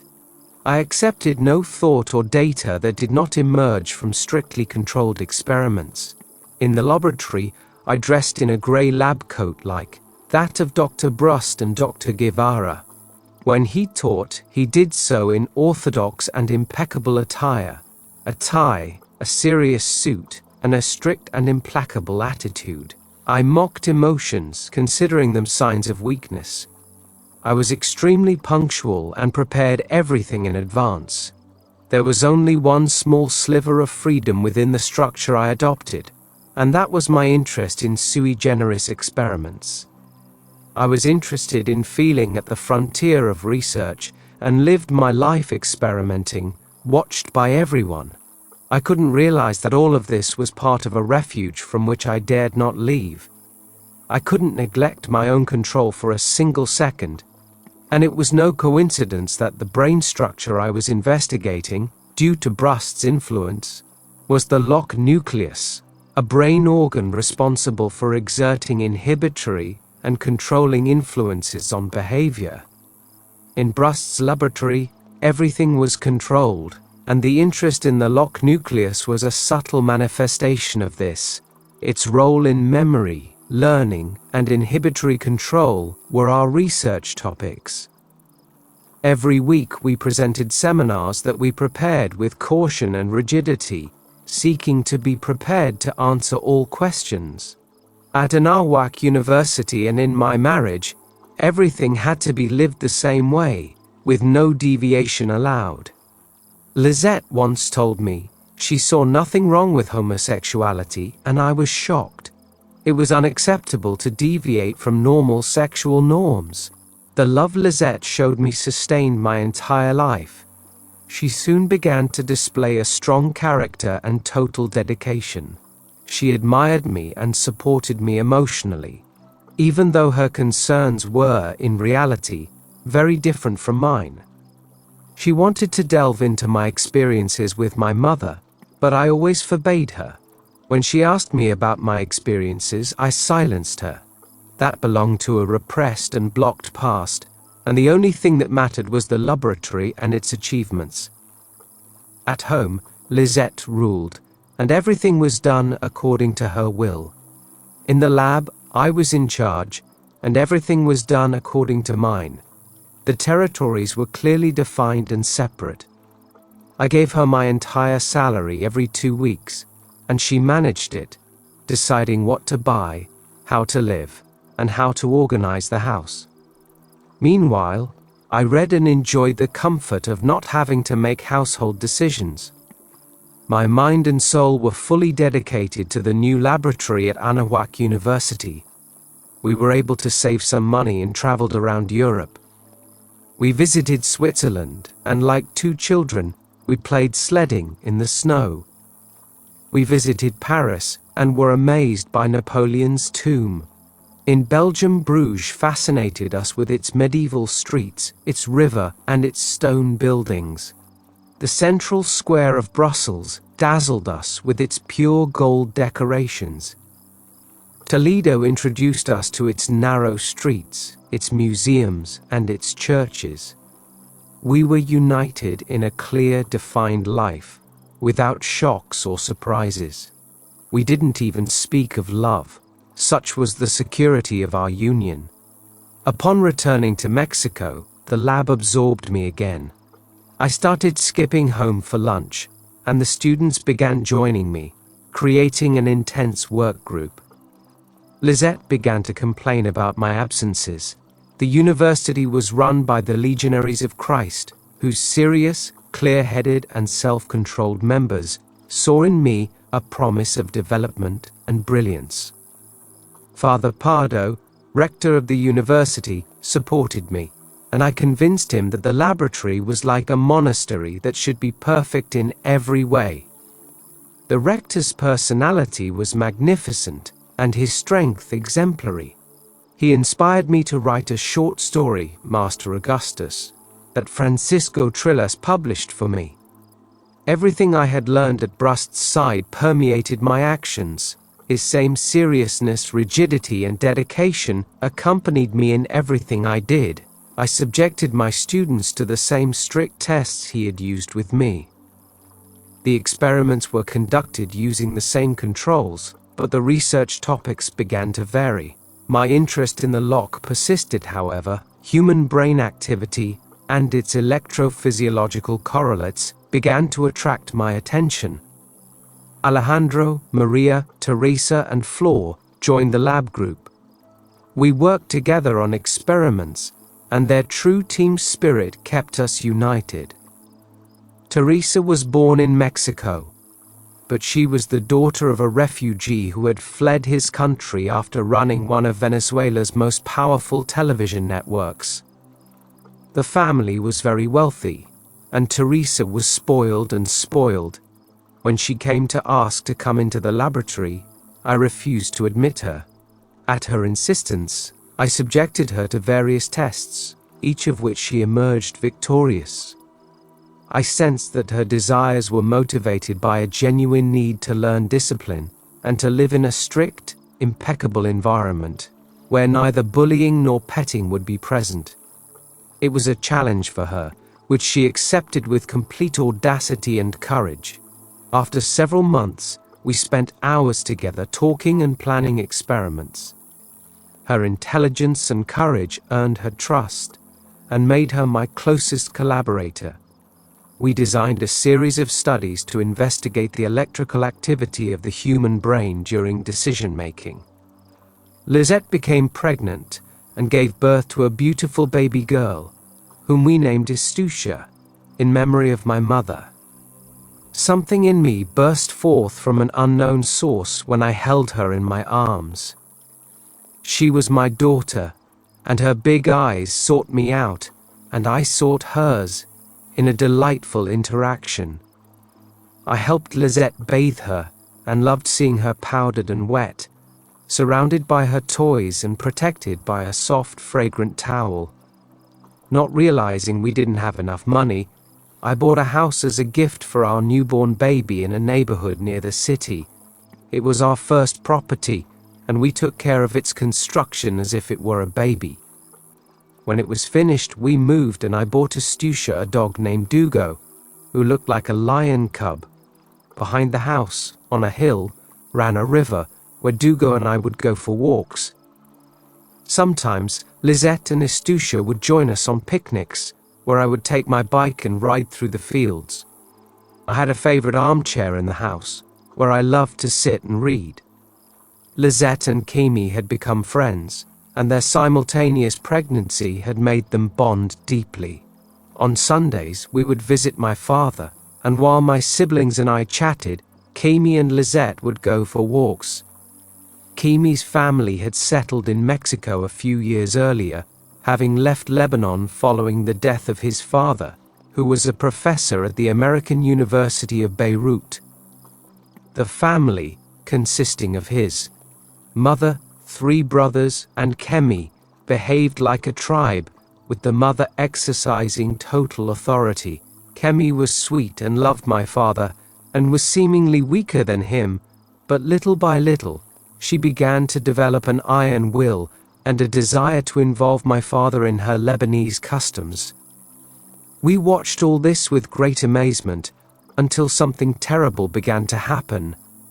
Overnight, the temporal focus in my father's brain activated, and all his suffering and repression spilled over into uncontrollable aggressive behavior. He got hold of a knife and threatened to kill his children. We fled the house with him brandishing the knife in his wake. A psychiatrist was called in, and he decided to admit him. One night, I was asked to calm him down, and while I was talking to him, terrified by his attack, Kimi's brothers attacked him, and together we tied him up, while a nurse injected him with a sedative. So many years of sports had given him incredible strength, which made it impossible to keep him still. Finally, he was put to sleep, and an ambulance took him to the hospital. 10 days later, he had recovered, vowing never to try to kill us again. The doctor who was treating him called us to the hospital to tell us that we should express our love for him and apologize for everything that offended him. We reluctantly agreed.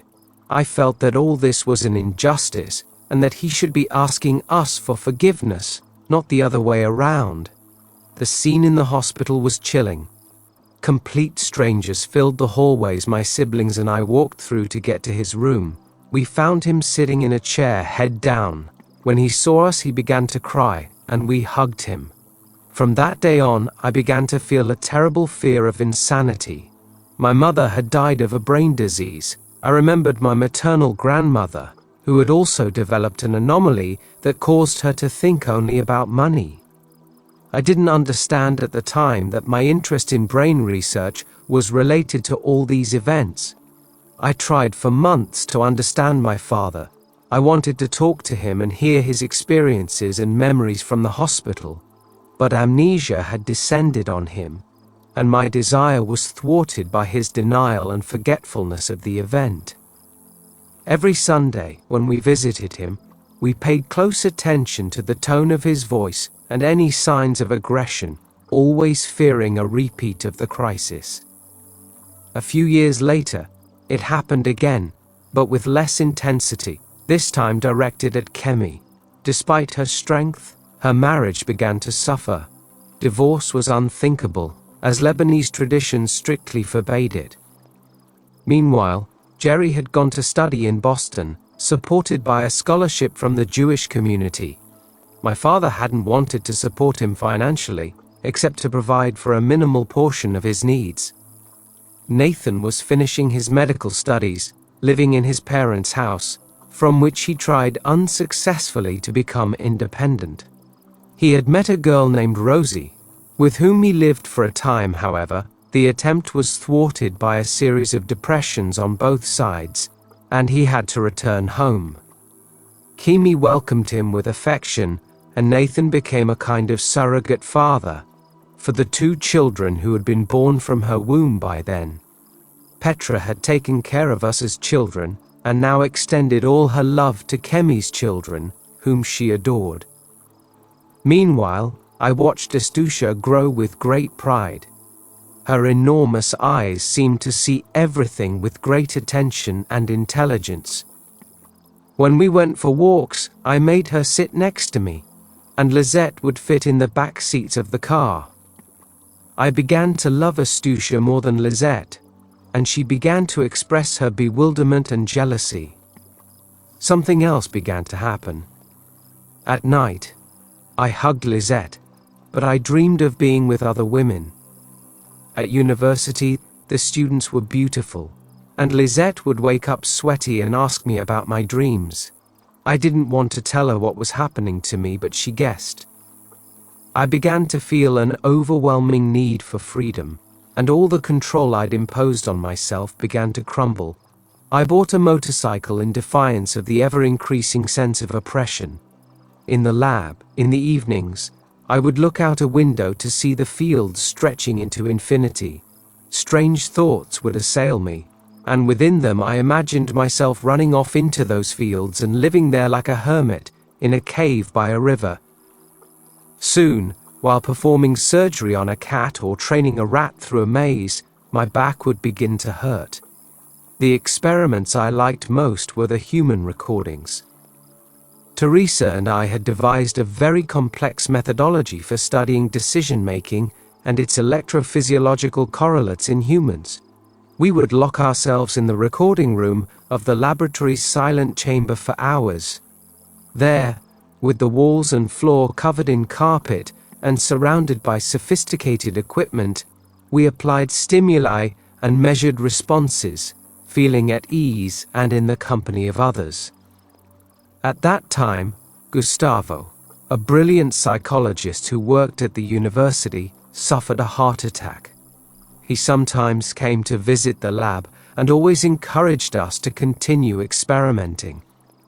He and Teresa got along very well and discussed life and death with a chilling rawness that I could never imitate or understand. Teresa and I took a polygraph to the hospital where he was admitted. Our idea was to record his cardiac activity and show it to him so that he could heal himself through feedback. By all accounts, I should feel happy and whole. I was doing what I wanted, running a brand new laboratory, having a loving wife and a beautiful daughter. However, inside me simmered restlessness and a desire for something unknown. Lisette asked me to work in the lab, and I reluctantly agreed. I needed space, and the lab was my own territory.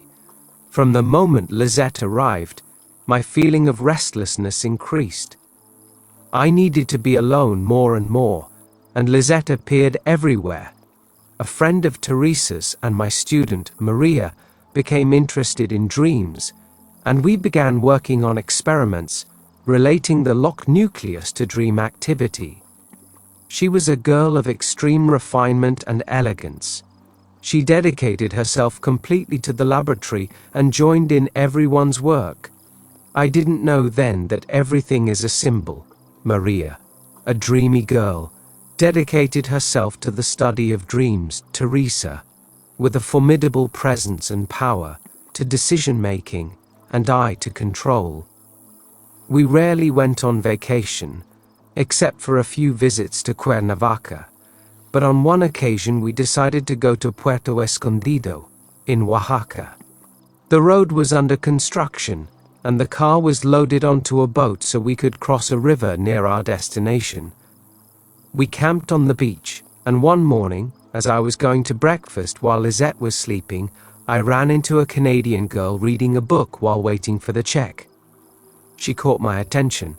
I also had a book, a biography of Freud, and she asked me about its contents. She was reading Carlos Castaneda, and that was the first time I heard about Don Juan Matus, a Yankee shaman from Sonora. I was enthusiastic, and we continued talking.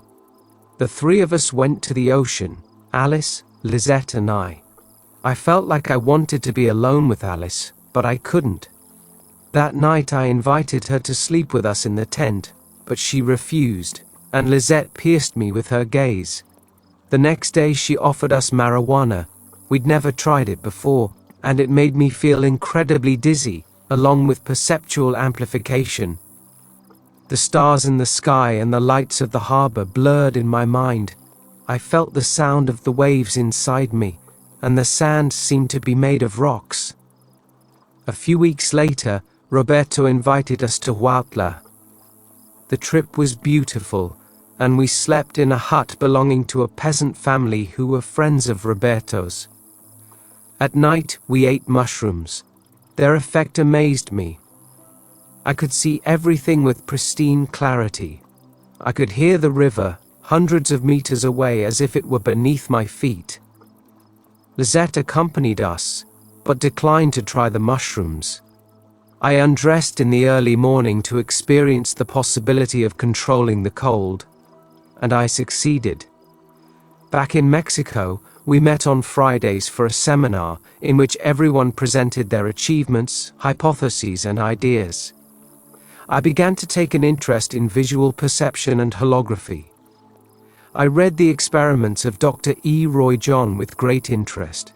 He and his group in New York were dedicated to recording the brain activity of animals during learning, and their results were surprising. They demonstrated the existence of an electrical decoding of information. I began to feel that my experiments were very poor compared to his, and I began writing to him to establish closer contact. Despite all my students, I felt lonely in the laboratory. In the afternoons, I almost always worked alone for hours on end. I always taught everyone, but there was no one at my same level to collaborate with. I invited Ianel to a seminar where I discussed holography. Holograms presented themselves to me as a clear possibility for penetrating information decoding. I had acquired a laser beam projector, and in collaboration with the university's School of Engineering was conducting experiments on holographic optics. Lisette was very upset about my motorcycle. She said she would leave home if I continued traveling with her. I felt it was an attempt to thwart the only liberating decision I'd had in years. In reality, our relationship had deteriorated considerably.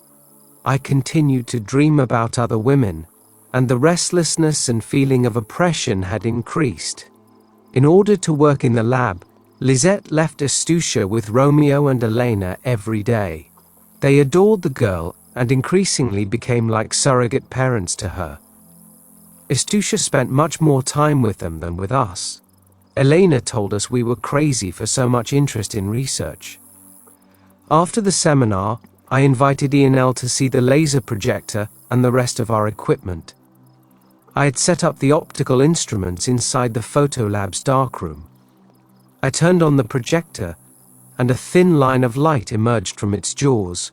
It was a pink thread that advanced in a perfect direction and reflected off prisms and mirrors, surrounding Ianel's body with beams of light and tiny stars. Seated on a stool, her slender figure served as a frame for the laser show. Her blonde hair framed a dreamy face. To focus the projector, I leaned closer and could smell her perfume. My breathing quickened, and unable to help myself, I hugged her and began to kiss and caress her. She lived with Chuk and was Lisette's best friend, but nothing mattered to us. We reached an explosive orgasm and stayed wrapped around each other, sighing and smelling each other. I couldn't believe what had happened. I had to teach a class, so I said goodbye. I went downstairs, floating between the memory of pleasure and the scent of her body. As I taught the class, I wondered if my condition was noticeable, if everyone knew what had happened to me. At night, I couldn't look Lisette in the eyes.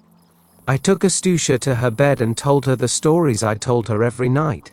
Many of them had the same characters my father had used with me as a child: Tom the cat, Jerry, and other little mice. Estucia fell asleep peacefully, and I stayed by her side, feeling like everything had changed in my life. 3 days later, on Saturday, I confessed to Lisette and told her I wanted to continue living with her, but that I would continue seeing Ianel. Lisette looked at me, frightened. I hadn't given her any details, and she didn't ask. We decided to sell the house and move to a small apartment near Romeo and Elena's. I went out with Ian every night and came home in the early hours. Sometimes I took Astucia for walks with Ian, but I stopped, feeling increasingly guilty. I adored Ian's body, and just touching her gave me enormous pleasure. We were both interested in astronomy, and sometimes we went to the observatory to build a telescope. Once we parked Ian's car, and when we returned to pick it up, it was gone. Ian had decided to go to England for his doctorate, and the car was all he had to pay for the trip. Desperate, we went to the police station, and I suddenly knew exactly where the car was. We arrived at the place and found him. We looked at each other, surprised by my clairvoyance. After several months, Lisette asked me to leave home. I told her I wanted to continue living with her, but she refused. Lazaro had returned from the United States, where he had completed his doctorate. I went to live with him, feeling liberated. A conference on holography was scheduled to be held in New York. I convinced the rector to pay for my trip. I met Dennis Gabor, the inventor of holography, and interviewed Roy John, whom I asked to join his laboratory. I had decided to leave Mexico to pursue a doctorate. Roy John accepted. Shortly before, Bernardo had invited me to take a communications course at the Dianetics organization. I convinced Ian and we attended the sessions together. I was deeply impressed by the methodology used, but the devotion to Ron Hubbard, the founder of the organization, repulsed me. Things were dizzying. I stopped wearing suits and ties and showed up at the lab in jeans. Everyone stared at me, unable to understand my transformation. One afternoon, inside the silent chamber, I told Teresa that it had all been a farce, that I could no longer stand rigid structures and had decided to find myself. She began to cry uncontrollably. Lazaro and I became excellent friends. I slept on the living room couch and he slept in his bed. We listened to music together and talked for hours. Francisco Trillis invited me to breakfast, where he proposed that I write books for his publishing house. I looked at him doubtfully and told him I didn't feel capable of doing it. He replied that I was mistaken. He had the best references about my work and abilities. I told him I would think about it. The conversation stirred in me a series of very strange memories from when I was a child. Someone had told me that I would write many books. At Lazaro's house, I began to write. Dr. Brust had thoroughly corrected my thesis and taught me to be careful with my writing. I felt so free and capable that I took up a pen to describe my state and what had caused it. Thus was born my first book, The Inner Experience. In it, the first two stories speak about the need to be oneself and liberation from structures. I reproduced them in the narrative section at the end of this book. Roberto invited me, once again, to go to Huautla with Alejandro. I suggested it to Lazaro, but he decided not to join us. Alejandro had a jeep, and the three of us traveled in it. I brought a tape recorder and some Indian music, which we listened to as we crossed the mountains. Everything was beautiful, and the landscapes filled me with a feeling of freshness and majesty. Upon arriving in Huautla, a little girl ran up to the jeep. She was Maria Sabina's granddaughter and invited us to meet her grandmother. That night, Sabina led us on a mushroom trip. It was very cold, and the hallucinogens amplified the discomfort I felt.